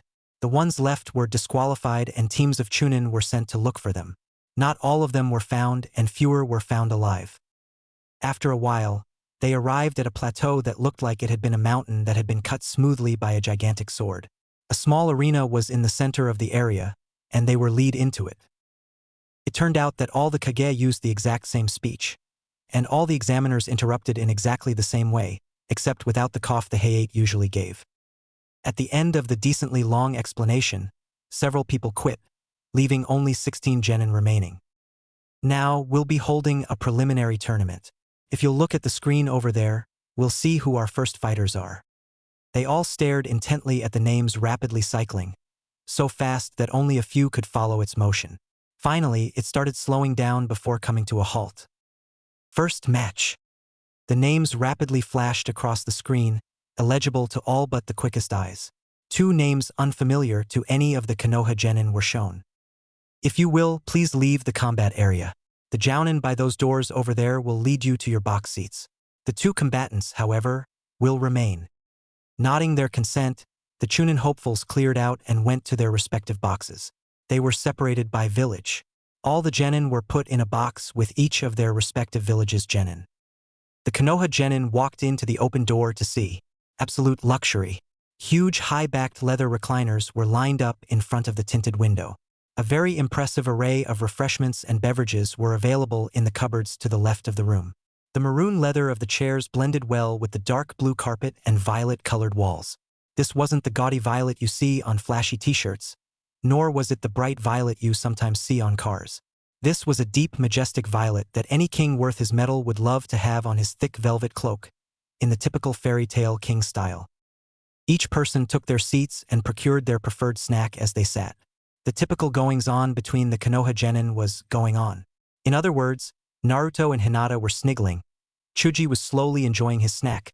A tip from Ibiki-sensei. Sakura and Ino were fawning over their precious Uchiha, who was as cold as ever, reigning indifference. Lee was stealthily observing his rival, Niji, who was glaring at Hinata. Everyone else was watching the match, completely oblivious to their actions. Naruto, however, was deep in thought. Flashback. Naruto stood in a forest. He was still rather weak from chakra exhaustion, and the little he had wouldn't last him longer than a few days. He would have to gather it as quickly as possible before going to the Chunin exams. Damn it, how can I possibly do this?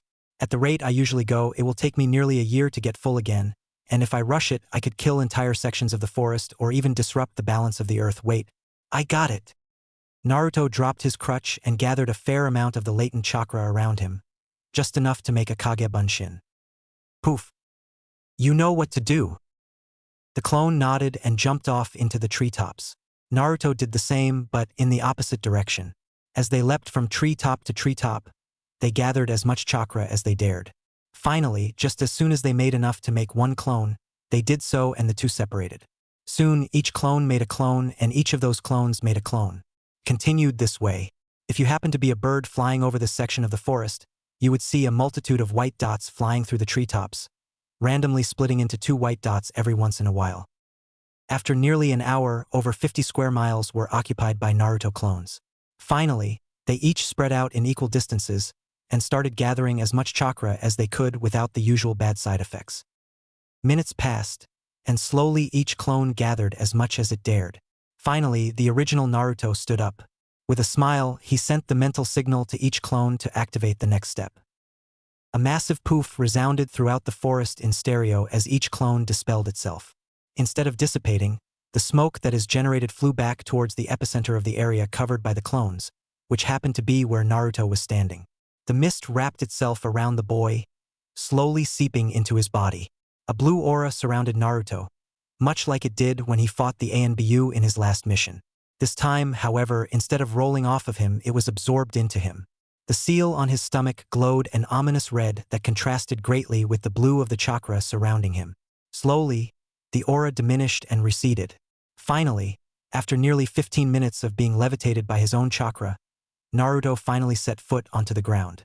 With a contented smile, he let himself fall into unconsciousness, dreaming of a certain pale-eyes fiancée of his. For this scene, imagine the part in Prince of Persia, Sands of Time, where the prince drank from that fountain and was levitated and was all glowy. That's what this looks like. End flashback. He smiled as Hinata pressed herself deeper into his embrace. He responded by lightly squeezing her hand and nuzzling the side of her neck. Slowly, his eyelids became heavier and heavier. The warmth, the comfort, and the handy-dandy built-in vibrating massager in the recliner helped him slowly drift off. Just as he was about to pass into dreamland, he was poked on the shoulder.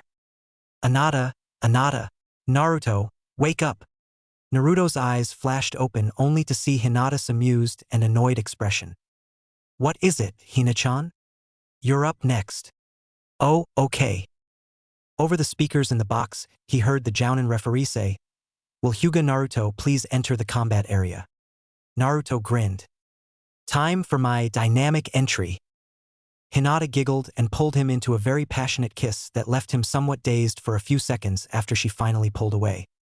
"Go get Naruto-chan." Naruto smirked, as was taught to him by the Hyuga, before disappearing in a flash of blue. The crowd in the private boxes, as well as the few higher-ups who were watching from the front of the room instead of a box of their own, watched in anticipation. The general thought going through their heads was something along the line of, "Finally, we'll get to see the shadow wraith of Konoha in action firsthand, and live to tell the tale." Suddenly, the floor of the room distorted. It became a liquid, while still retaining its texture and color. To imagine what it looks like, think about how, when you were a kid, you used to hack a loogie and drip it out your mouth and see how far down it goes before sucking it back up again without dripping any. Inverse that drop shape and imagine it rising from the ground. That's what the entire audience saw. It started swelling before popping with a small pop. The liquid dissipated to reveal the floor where it started completely undamaged. Where the weird loogie-like bubble was before now stood Naruto. His pale creme-colored Hyuga training jacket was immaculate, as was his black pants. The only difference between this outfit and the outfit he wore on his graduation day was that instead of white bandages like Niji, his were black, and instead of wearing his forehead protector around his left leg, he wore a wristband that had a metal plate on it with the leaf symbol engraved on it. He only uses his wraith costume when on serious missions or when he gets into a serious fight. All in all, he looked like a blonde Hyuga with slightly discolored eyes and spiky hair. His opponent was a mist Nin, if his forehead protector was any indication. He wore typical black shinobi pants and sandals, and a dark green t-shirt. Over this was an off-white trench coat that would, no doubt, blend in perfectly in a fog. His mist forehead protector was sewn onto the breast of his trench coat, like a name tag on a soldier's uniform. His hair was an interesting color. It was a deep, dark, almost pine-colored green. He wore it in a style that was bizarrely similar to that of the Uchiha style. His eyes were a deep green as well, just a shade or two lighter than his hair. He had 2 deep green marks under his eyes that vaguely resembled geometric-styled boomerangs. They followed the curve of his lower eyelid, only about a half of an inch below it. The expression on the boy's face was a mixture of curiosity and a little anxiety, but was covered by a mask of anticipation. "So you're the infamous Shadow Wraith, huh? You don't look so tough. Fighters ready? Begin." Naruto just slipped into a typical Juken stance. Much like the Byakugan, when Naruto needed to concentrate enough to see the Tenketsu, the veins around his eyes bulged out, giving the Use a very intimidating stare. Hey Thoso, time to show you what a real shinobi can do.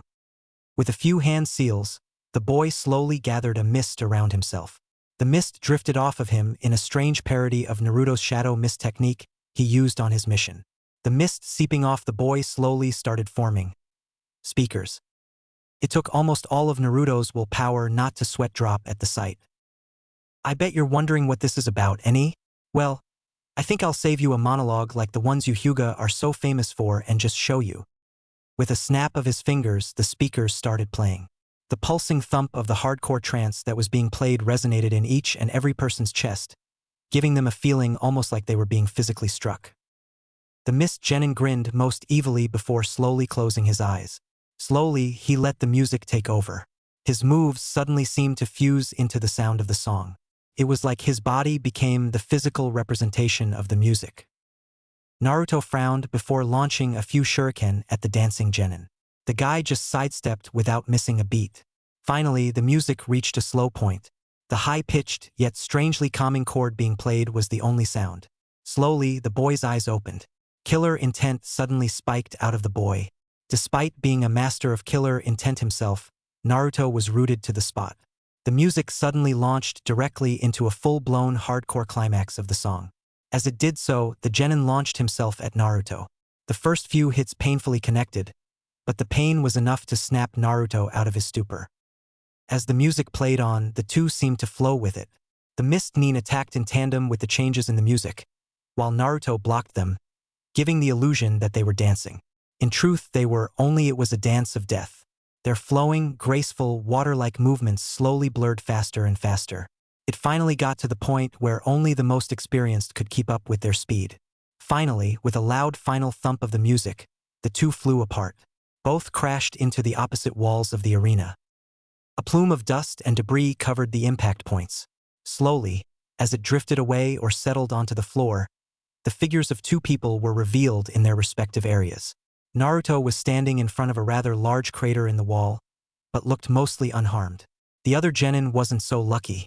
He was down on one knee, breathing heavily. "You're good, you know?" "Thank you. Your technique is rather unique as well. Perhaps if you put a genjutsu that used the music to disorientate your opponent, you would do better." "Wow, I never thought of that." Naruto smiled.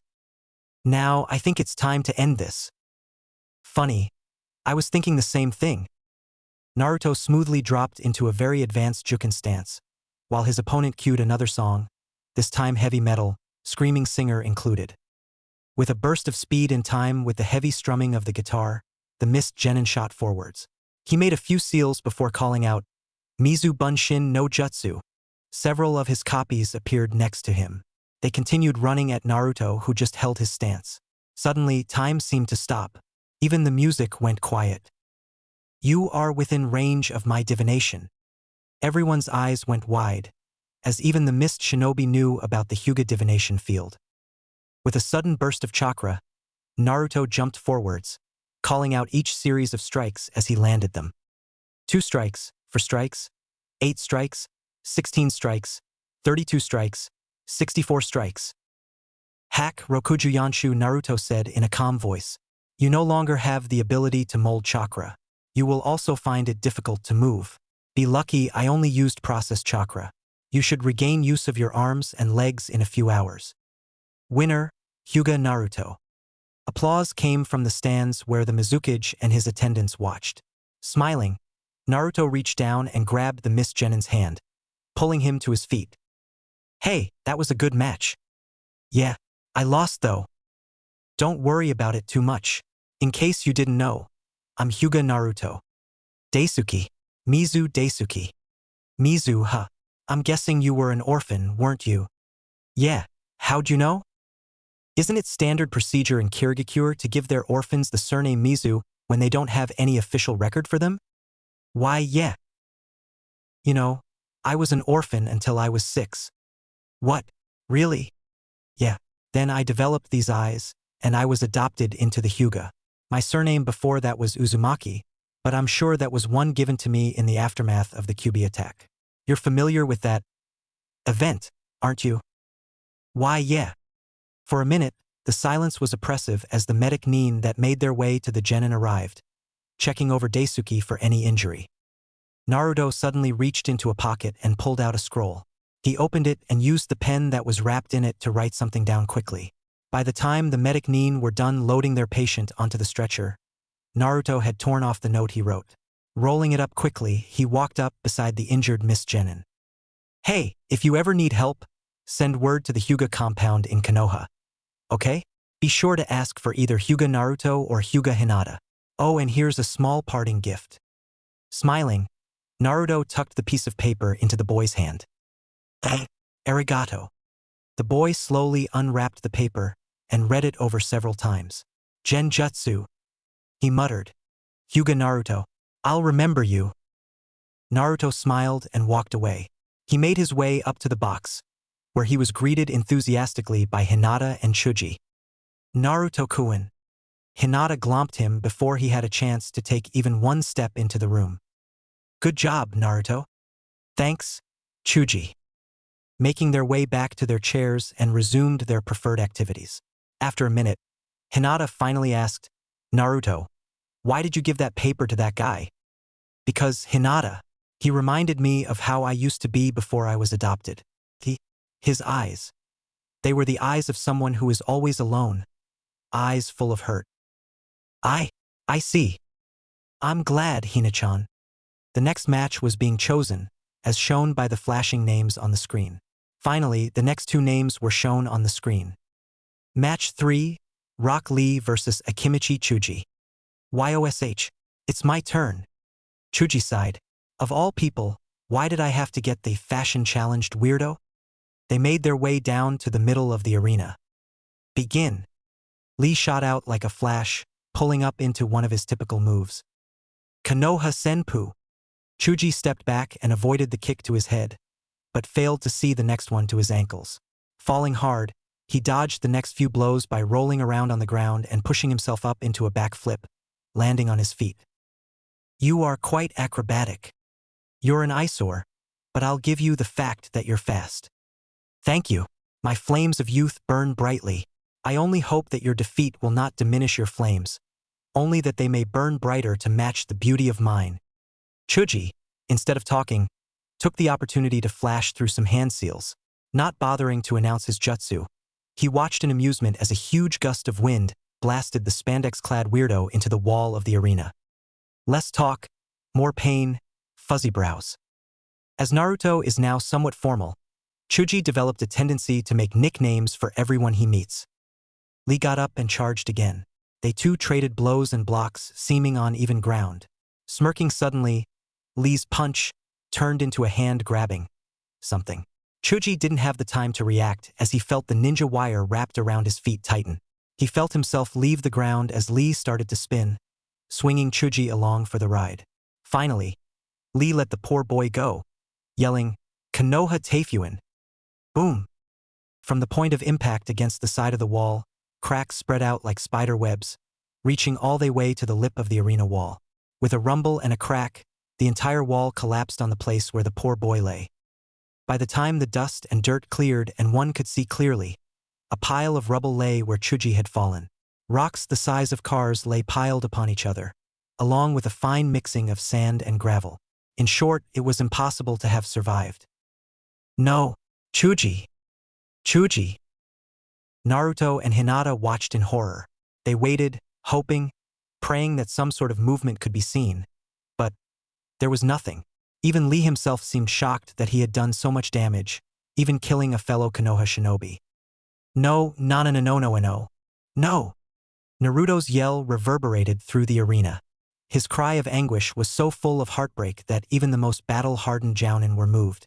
Tears unashamedly streamed down his face as he and Hinata openly wept for their fallen teammate. Such a sad turn of affairs. Winner! Before the referee could finish his statement, a rumbling shook the arena. Rocks shifted and groaned as they were forcibly pushed aside. With a sudden spike of chakra, the pile of rubble exploded outwards, sending Rock Lee and the referee into the opposite walls. From out of the wreckage crawled a somewhat bruised and beaten Chuji. His shirt was ripped off and his pants were in tatters, although they held together enough to allow him some decent modesty. Instead of the butterball he was a few years ago, there stood a very well-sculpted figure. He still had a layer of fat, but it wasn't as prominent as it was before, and you could easily see the well-toned muscled rippling beneath the surface of his skin. He reached up with a bandaged hand and wiped the small stream of blood that came out of his mouth. However, what everyone in the arena was staring at wasn't his figure, or his blood, or the fact that he had turned a small hill of rubble into a 30-foot crater. It was the seal on his chest. The circle that covered his entire torso contained an intricate geometric pattern that held a myriad of kanji and other unknown symbols. From the outside of the circle, a strange pattern of tribal tattoos ran down the length of his arms, legs, neck, and even on his face. The entire thing glowed a dark and ominous red, bathing the boy in a barely visible red light. Didn't think I'd have to reveal this so soon. I see. I don't have all day, Lee. Let's finish this. Guy-sensei, forgive me. Lee reached down and patted each leg. He suddenly jumped and twisted in mid-air, turning into a backflip. Kicking each leg, he sent each weight flying at incredible speeds directly at Chuji. Chuji's hands extended themselves towards the ground, his palms down. With a sudden jerk, he brought them up just as the weights reached him. 2 spikes of pure stone rose out of the ground to intercept the projectiles. When the dust cleared, the 2 spikes were devastated, but it was obvious that Chuji was unharmed, as the weights hadn't been able to continue their journey. Nanny! With this seal, I can control Earth to a certain degree. My elemental affinity is Earth, and this just allows my chakra to control it at will. It drains my chakra rather quickly, but thanks to my training, I recover faster than it drains. I see. Then, it seems that I'll have to use it. No, Lee. It's forbidden. I'm sorry, Guy-sensei. I will not lose this fight. Lee darted out of sight only to appear inside Chuji's guard. His kicked upwards at his chin and made contact, only to be thrown back 20 feet howling in pain. A large bar of earth stood in front of Chuji, having obviously slammed into the attacking taijutsu specialist before he could complete his kick. Lee slowly stood up. Time to go wild. Again he disappeared, only to reappear only to throw another blow at Chuji. Walls, spikes, and even flying balls of earth foiled most attacks, and most of the others that got through were blocked by Chuji's arms and legs. However, the few that managed to land solid blows still hurt him, slowing him down. The constant use of his power also was draining his chakra. Again, Lee jumped to the attack again. This time, Chuji swept his hand up and out, sending a wave of earth at the oncoming boy. Ah! Lee was yet again thrown against the wall. He couldn't escape in time, and found that stone shackles now pinned his arms and legs to the wall. Spikes rose up out of the ground and closed the distance. They stopped, millimeters from Lee's stuck body. Referee, he is unable to move, and if I so please, I could skewer him. This match is over. Not yet, it isn't. With a sudden puff of smoke, Lee disappeared and reappeared behind Chuji. The massive kick knocked the boy forwards, only to get kicked in the chin and get shot into the air. Bandages wrapped themselves around Chuji's body, preventing him from moving. Suddenly, he found himself spinning and heading straight towards the ground. Bam! The impact threw yet another cloud of dust into the air. Again, the entire audience waited in anticipation for the dust to clear. When it finally did, they found Chuji floating on his back in a puddle of mud, obviously unconscious. Lee was barely standing a few feet away, breathing heavily. Winner, Rock Lee. Silence. Everyone was too stunned to believe the outcome. The powers and skills shown in this match made the other 2 matches look like academy students in a street brawl. As Lee collapsed onto his back, Niji jumped down to stand next to him. How did you do that, Kawarimi? I thought you couldn't use jutsu. Kawarimi tags. Guy-sensei helped me make them. They work just like the jutsu, only I don't need hand seals and I can only go where the tag was before. The little chakra I have can be used to activate them, but I still can't use jutsu. With that, he fell unconscious, a smile on his face as he saw Guy-sensei standing over Niji. The look of pride on his face was more than obvious. Let's go, Niji. The medic Neem took the 2 shinobi to the infirmary so they can rest and be healed. Guy and Niji started walking back to the box, but stopped when they heard the referee speak. Hyuga Niji versus Hyuga Hinata. Hyuga Niji versus Hyuga Hinata. Niji's eyes lit up, and a rather sadistic smirk played across his lips. Seemingly calm and serene, he walked to the middle of the arena. On the inside, he was boiling over with emotion. Hate, anger, rage, bloodlust, wrath, jealousy, and confidence were the only things he felt. No fear, regret, sadness, doubt, nervousness, nothing of the sort.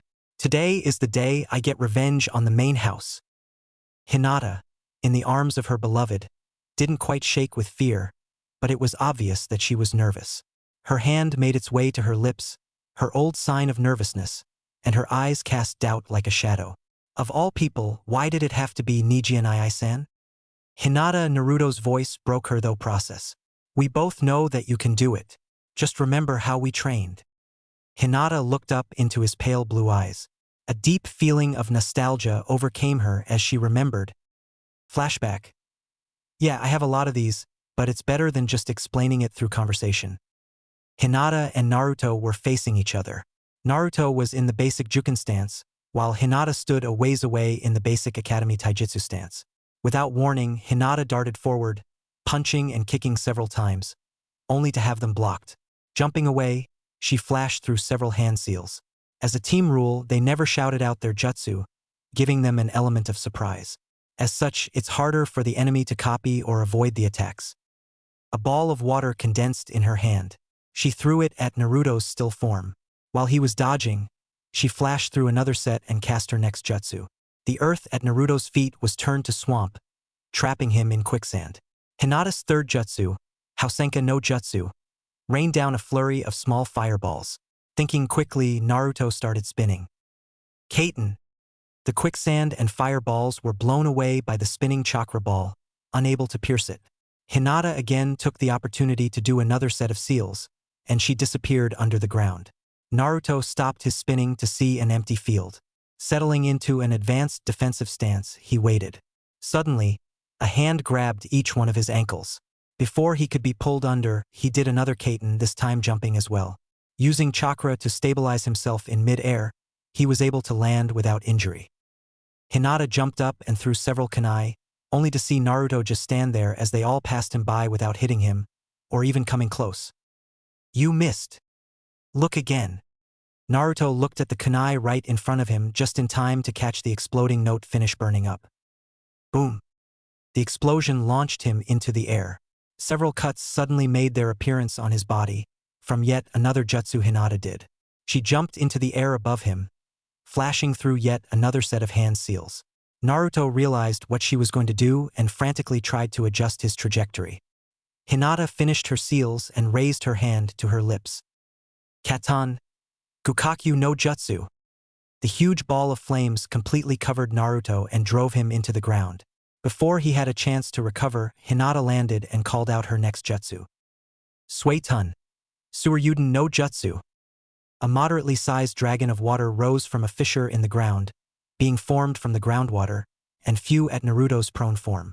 Before he could react, the dragon hit him full force, driving him deeper into the crater already formed from his first landing. Hinata stood panting, her hands dropped to her sides. Naruto was soaked, bruised, lacerated, and burned. Several craters littered the training grounds, some obviously from Kaiten, and others from something else. Slowly, the bruised and battered boy stood up. Good job, Hinata. Arigato. Now, even though Juken is strong, it's only taijutsu. There's only so far one can go with only Juken. That's why Ibiki-sensei insisted we learn other styles and a lot of ninjutsu. Naruto paused as his stomach rumbled. Oh boy. Hey, Hinata. Would you like to go get something to eat with me? Sure, Naruto-kun. End flashback. Naruto's huge foxy grin caused a small smile to play across her lips. Hinata, you can beat him. I know you can. Go out there and kick his ass back into shape. Hi, Naruto-kun. Be safe, Hina-chan. Hinata jumped down into the arena and faced her opponent. They locked eyes. Hinata's look of sadness and pity seemed to completely oppose Niji's look of hate and anger. Give up, Hinata-sama. We both know you can't win. I was always better than you. This match was decided before you even stepped into the ring. Yes, Niji and I-san, the outcome of the match is predetermined. However, it's not fate that decided who wins or who loses. What affects the outcome of this match will be how much effort has been put into it. You wasted your time perfecting Ujuken. Well, you'll see. Referee, start the match. Begin. Niji settled into a Juken stance while Hinata just flashed through some hand seals. She slammed her hands into the ground and nothing happened. Niji smirked at her, but his expression soon turned to shock as he saw glowing. A ring seal started glowing. The 7-pointed star filled the inside of the 3.5-meter diameter ring. Niji stood inside the 7-sided polygon formed by the unbroken line that made up the star as they crossed each other on the inside of the shape. Between each arm of the star, a different symbol appeared. They looked like a strange cross between kanji and runes, typical of most seals. Outside the ring, an intricate and almost tribal-style geometric shape spread out from each point where the star's tips touched the circle. They spread out and touched yet another circle, this one 18 meters in diameter. A strange, almost silver-colored glow came from the seals. What did you do? Niji and I-san, did you know that ninjutsu didn't start with hand seals? A long time ago, every jutsu had to be written down in a seal form and blessed by a monk to give it chakra. These paper tags were used by priests, monks, and sometimes warriors to fight with. Then, one man found out that seals could help change how chakra flowed in a person's body. That's how seal tattoos were born. They were permanent tattoos that gave a person one jutsu per tattoo. That was the first step of ninjutsu. Unfortunately, you could only have enough jutsu as you had skin that was easily accessed. Then, yet another breakthrough was discovered. One man found out that by putting your hands in a specific pattern changed how your chakra flowed. He spent his entire life researching these seals, and yet he only discovered 5. His pupils who carried on his works found the other 7 that we know of, and they named them after animals of the zodiac. This is how hand seals were born. Now, even then, not a lot of jutsu were in existence. Soon, seal masters took interest in these hand seals. They found out that, in certain pattern, they could change the way your chakra flowed enough to give the effect of one of the permanent jutsu tattoos, but only for that jutsu. After the string was broken, your chakra flow returned to normal. After lifetimes of experimentation, a large part of the jutsu we know today were created. Now, because hand seals were created to imitate ink seals, it's also possible to use hand seals to create ink seals. That's what I did just now. It's merely a reversal of the process, reverse engineering, if you will. Now, I bet you're wondering what the seal does? Unfortunately, it required almost all my chakra to just make the seal and empower the first stage. What does the first stage do? It merely does what Naruto-kun does naturally. You mean? Yes, it draws and converts nature chakra into human chakra. The silver light dimmed down into nothingness. Just as Niji was about to smirk and berate her for failing, the entire seal complex started glowing blue. What? Ah, the second stage is active. I merely had to stall you long enough for the first stage to gather enough chakra. Now that I have the second stage ready, I can do this. Suddenly, the sky turned a deep, dark violet. The entire world seemed to freeze. Colors faded and dulled. The only shades or hues left were black, white, gray, and violet. An eerie sound filled the air, a mix between a growl, a whistle, and the groan of pain. What? Where are we? What did you do? Hinata was the one smirking now. This is my world. The entire seal was there to do one thing and one thing only. It created a pocket dimension. In other words, it folded the space-time plane to the point where it folded over on itself, creating a small bubble that exists outside its own time. The laws are similar, but due to the nature of the seal I used to create this pocket dimension, I am, for all intents and purposes, Kami. What? Hinata merely waved her hand and a very ornate, though violet-colored, katana appeared in her hands. In this world, I control space, time, matter, energy, life, and even death. Everything is under my control. For instance, she again waved her hand and a person appeared. Niji's eyes widened as he recognized who it was. Father! Hyuga Hizashi merely stood there. His emotionless eyes stared unseeing into the purple horizon. Niji could only stare as Hinata again waved her hand and Hizashi disappeared. Niji and I-san, the real reason I called you here is because I wanted to talk to you. I have nothing to say to you, he spat. Niji, why do you hate me? Because you have everything you could ever want. You are free to make your own destiny. You have everything I want. You're the heir. You have a family. You've got an honor. And you have someone to love. Niji fell to his knees. His eyes moistened, and tear fell as he blinked to ease the burning he felt. Hinata slowly walked over to him and she hugged him. Niji and I-san, I'm sorry. No, you're not. Why should you, a main family member, care for your servants? Niji, I don't feel that way. Don't. Just don't. Niji and I-san, I care for you. Naruto cares for you. All we ever wanted were to be your friends, your family. Why did you become cold? Because you were always seen as weak and Naruto was always seen as a waste of time.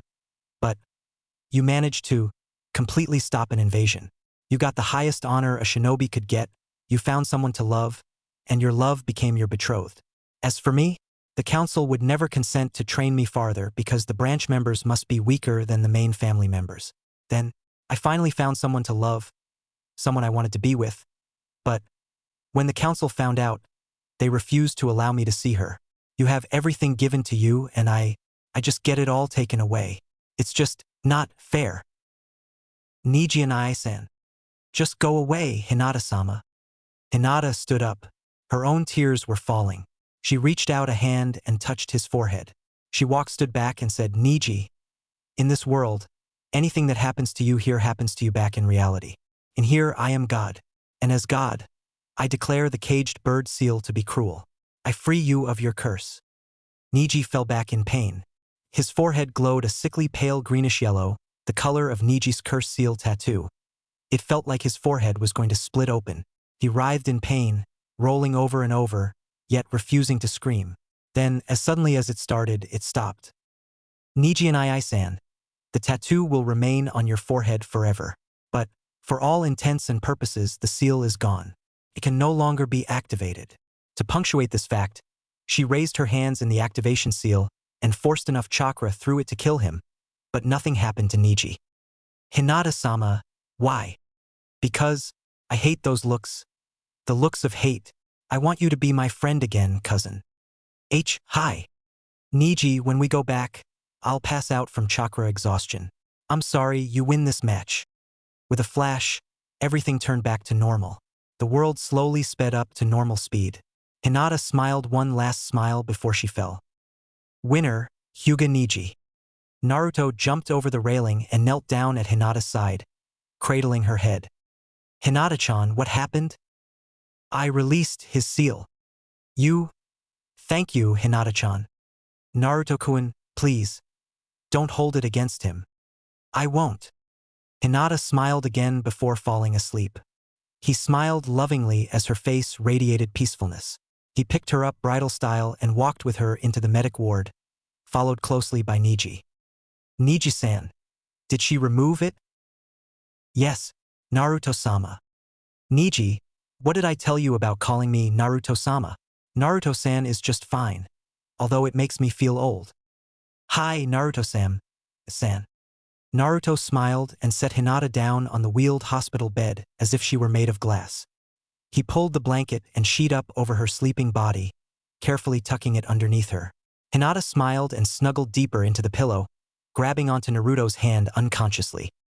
Niji smiled sadly, thinking about his own love, and walked out of the door, closing it behind him. He walked back up to the boxes just in time to hear the announcement of the next match. Uchiha Sasuke vs Sabaku no Gaara. Uchiha Sasuke stood in the middle of the arena. A faint breeze ruffled his hair and the collar of his shirt. His eyes were narrowed and his mouth was set into an arrogant grin. Directly across from him stood a red-haired Sannin, a small tattoo on his forehead. It was, of course, Sabaku no Gaara. Despite the mist that seemed to seep into everyone's cloths and soak them to the bone, Gaara seemed perfectly dry. A very faint cloud of sand floated around him, slightly obscuring his vision. A near-mirror image of Sasuke's smirk played across Gaara's lips, but his eyes were full of bloodlust. He had an aura of death and destruction, one that made you cringe and unconsciously scoot away from him. "Begin," the examiner said before disappearing in a cloud of smoke. Sasuke smirked before activating his Sharingan, still with only 2 marks instead of the fully developed 3. Reaching into his kunai pouch, he jumped into the air. With a small blast of chakra, he forced himself to spin in mid-air, using the added speed from the spin to increase the punching power of his thrown kunai. Despite the sand that rose to defend its master, the kunai nearly hit the sand genin. However, the Jinchuriki was lucky enough that his sand was able to slow them down enough so that they dropped at his feet. Sasuke landed and charged at his foe, performing a few hand seals as he ran, yelling "Katan! Gukakyu no Jutsu!" A large fireball flew towards Gaara, but a wave of sand smothered it before it had a chance to hit him. However, a large portion of the sand was sent to stop it. Sasuke took advantage of this and got behind the boy, dodging a small wave of sand and bringing his fist into contact with the back of Gaara's head. Gaara stumbled forward from the force of the blow before whipping around. He stretched his hands out and twin arms of sand formed and attempted to grab the leaf genin. The movements of the sand arms were in exact synchronization with Gaara's arms as he reached out to grab Sasuke. The Sharingan user kept dodging, weaving in and out, throwing an occasional shuriken hoping to distract the boy. Jumping back a large way, Sasuke again performed some hand seals. "Time to test my new jutsu." Instead of concentrating the chakra in his lungs, as one would usually do for a Katan jutsu, Sasuke concentrated it in his feet. He slammed his foot into the ground, and a wave of flame, less than a foot high and 3 feet wide, rushed along the ground towards Gaara, who stepped back, slightly off balance, hoping to avoid it. Sasuke brought his other leg around in a low sweep that sent another wave along the ground, further throwing off Gaara's balance. Pumping even more chakra to his legs, Sasuke shot forward, slipping past the sand defense, and executed a sickening flurry of blows. A swift jab to the jaw, a knee to the stomach, an uppercut, a haymaker, a leg sweep, and a 2-handed open palm thrust that hit the falling boy in the chest made up the combo. Gaara flew back and impacted with the wall. He fell off, stumbling and falling to his knees. Feeling something strange, Gaara put his fingers to his lips. Drawing them away, he saw red. "Blood, my own blood. Not since then have I seen my own blood. I'll kill him for that." Gaara stood up. The sand that was previously swirling around him lowered. Thinking back, Gaara remembered the first time he had ever bled. Flashback. Yes, it's another one. His first C-ranked mission went sour, so much so that it made a lemon taste sweet. The bandits they were supposed to clear out of an area were, in fact, Stone Nin in disguise. Gaara and his team had walked into a literal death trap. Gaara stood looking down at the stone spike sticking out of his chest. It was connected to a man's arm in place of a hand. The Stone Nin was grinning at the boy, wrenching the spike out as painfully as he could. The Nin turned around and started walking away. Gaara fell to his knees, his hands covered in blood, but for the first time, it was his own. Looking over, he found his brother on his back, unconscious, and another Nin held a kunai over his prone form, ready to strike the killing blow. His sister was pinned to the wall, a kunai stuck through her shoulder. Memories flashed through his head, memories of pain, of fear, of the many assassination attempts. Yet through it all, his sibling had been there for him, albeit fearfully, and had given him some small degree of comfort, and he had treated them with indifference, hate, and threats. I will not let them die. I'll make it up to them. Somehow. You seek power, I can give you that power, but you must give me blood.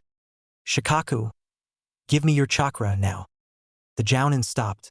He turned to see the boy that, just a second ago, had a stone spike sticking through his chest stand up and challenge him. The man stood there, locking gazes with the sand genin, not noticing the sand creeping up his legs.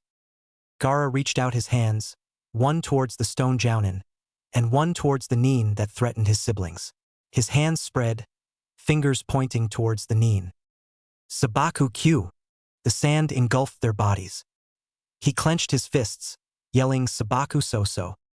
Blood dripped down from the twin cocoons of sand as they slowly sank to the earth, then into it, forever buying the mangled corpses of the former Nin.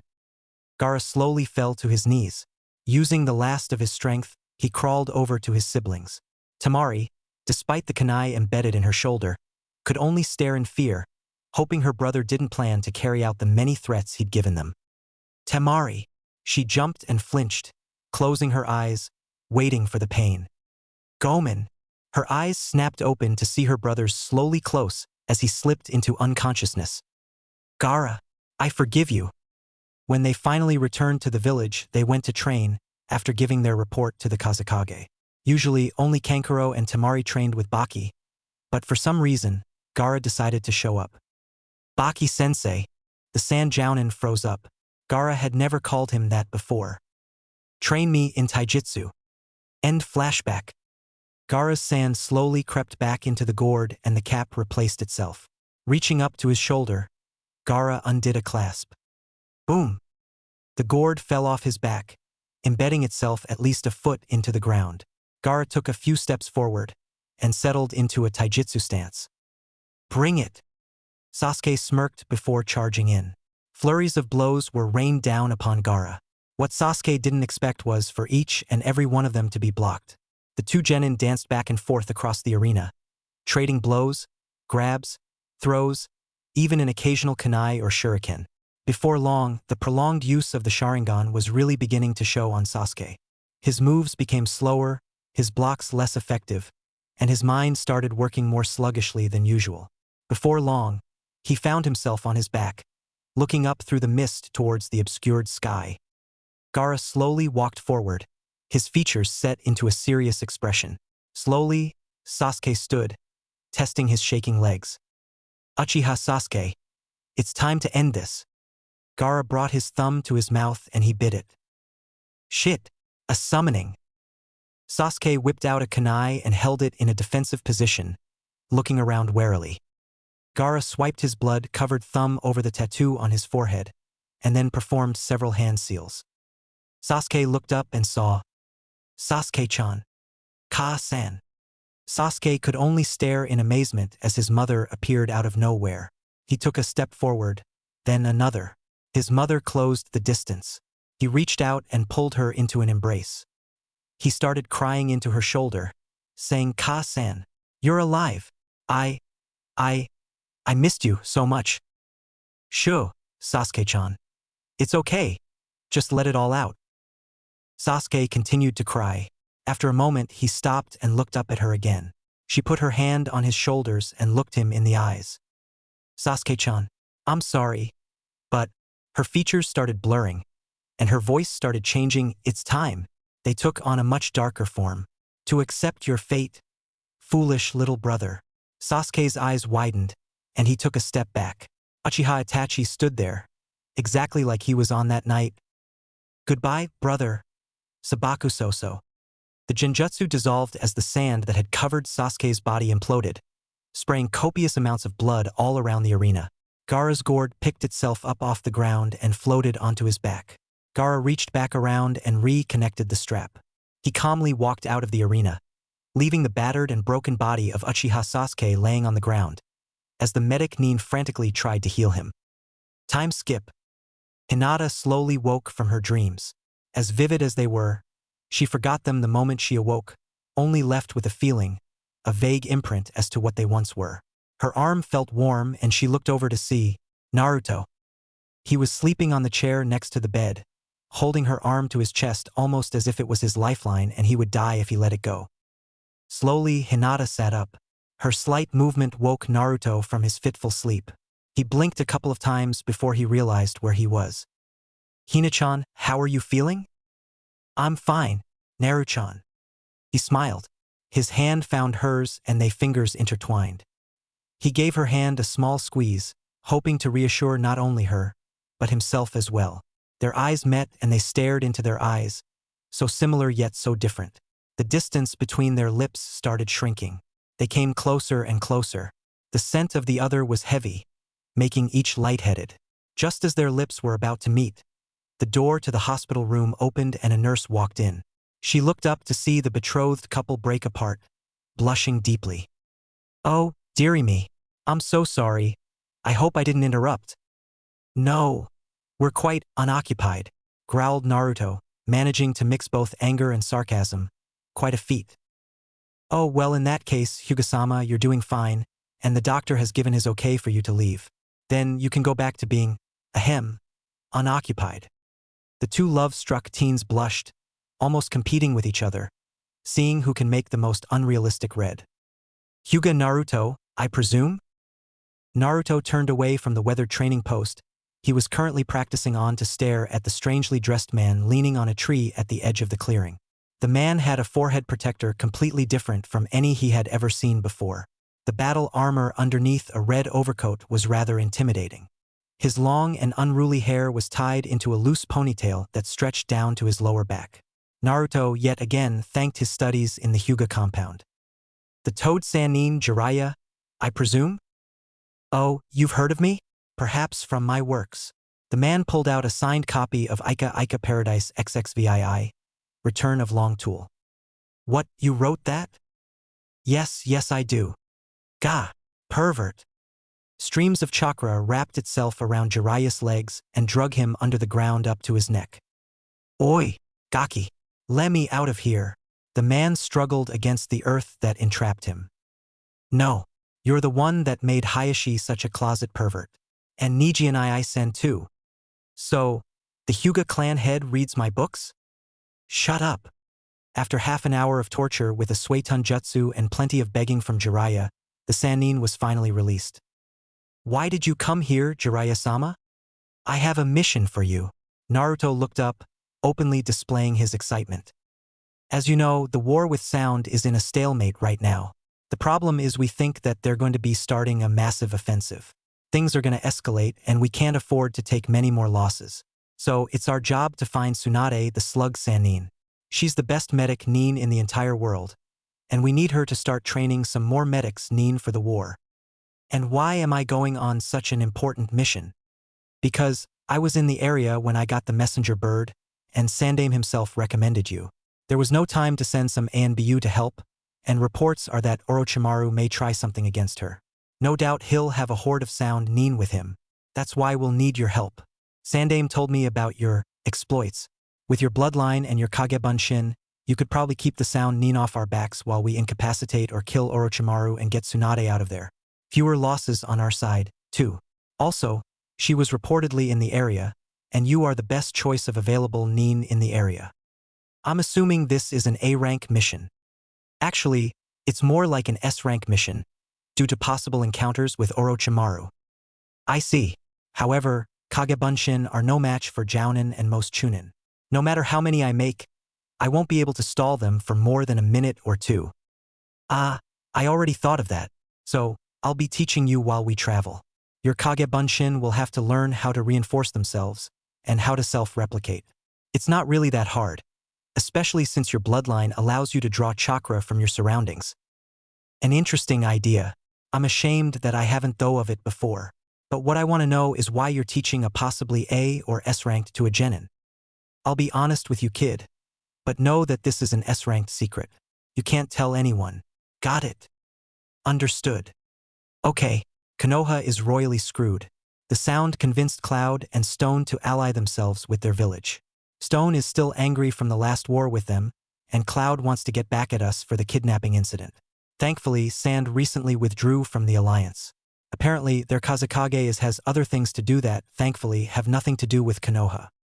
I see. Go on. Now we'll be massively outnumbered. That's where you come in. If, say, about 40 or 50 special Jounin are assigned in a group with you, then your Kagebunshin can make up most of an army as ordinary soldiers.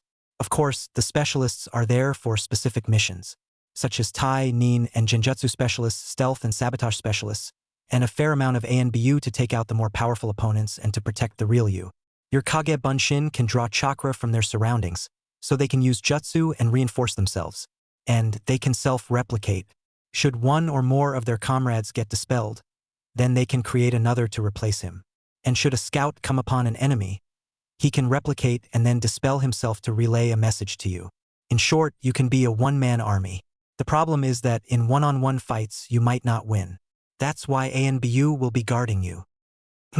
That's a good concept, in theory, but only so much chakra can be taken from nature before things become unbalanced. I'll be limited on that, unless I can get clones in close to hold down an opponent where they can drain him. But they need to be in physical contact with the enemy. But in large-scale battles, my clones would be effective. And if I get knocked unconscious or fall asleep, my clones will dissipate. That'll be a problem. Wait, you said that when a clone dissipates, I gain their memories. Yeah, you do. Does that also mean that any type of combat they're in, it'll be like I was there myself? Yup. Works the same way with training, too. Ha! Then by the end of the war, I'll have so much battle experience that I'll be able to beat you. That's true. The more losses you take, the better you get. And in turn, the better your clones will get. And eventually, we'll have an army of Jounin-level self-replicating Kage Bunshin.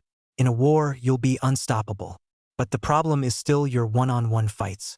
You'll be too used to be working as a part of a team, due to your Kage Bunshin's teamwork. You'll have to work on that a whole lot. Ah crap. We've wasted too much time already. You have an hour to get packed and say goodbye. Meet me back here. Understood. Jiraiya nodded and disappeared in a puff of smoke. Naruto turned and walked down the foggy streets. Half-formed thoughts ran through his head, chaotically swirling, but never fully forming. In a daze, he made his way back to the hotel where Hinata was resting. Slowly climbing the side of the building with chakra, and hopping through the open window, he tried to clear his mind. He failed. His mind raced and froze at the same time, and he felt like slamming his head against the wall to get the thoughts out of his head. But each and every thought was swept away, as a beautiful, bell-like voice sounded in the room. Naruto-kun, you're back early. Hina-chan. Naruto approached the bed and enveloped his betrothed in a loving hug.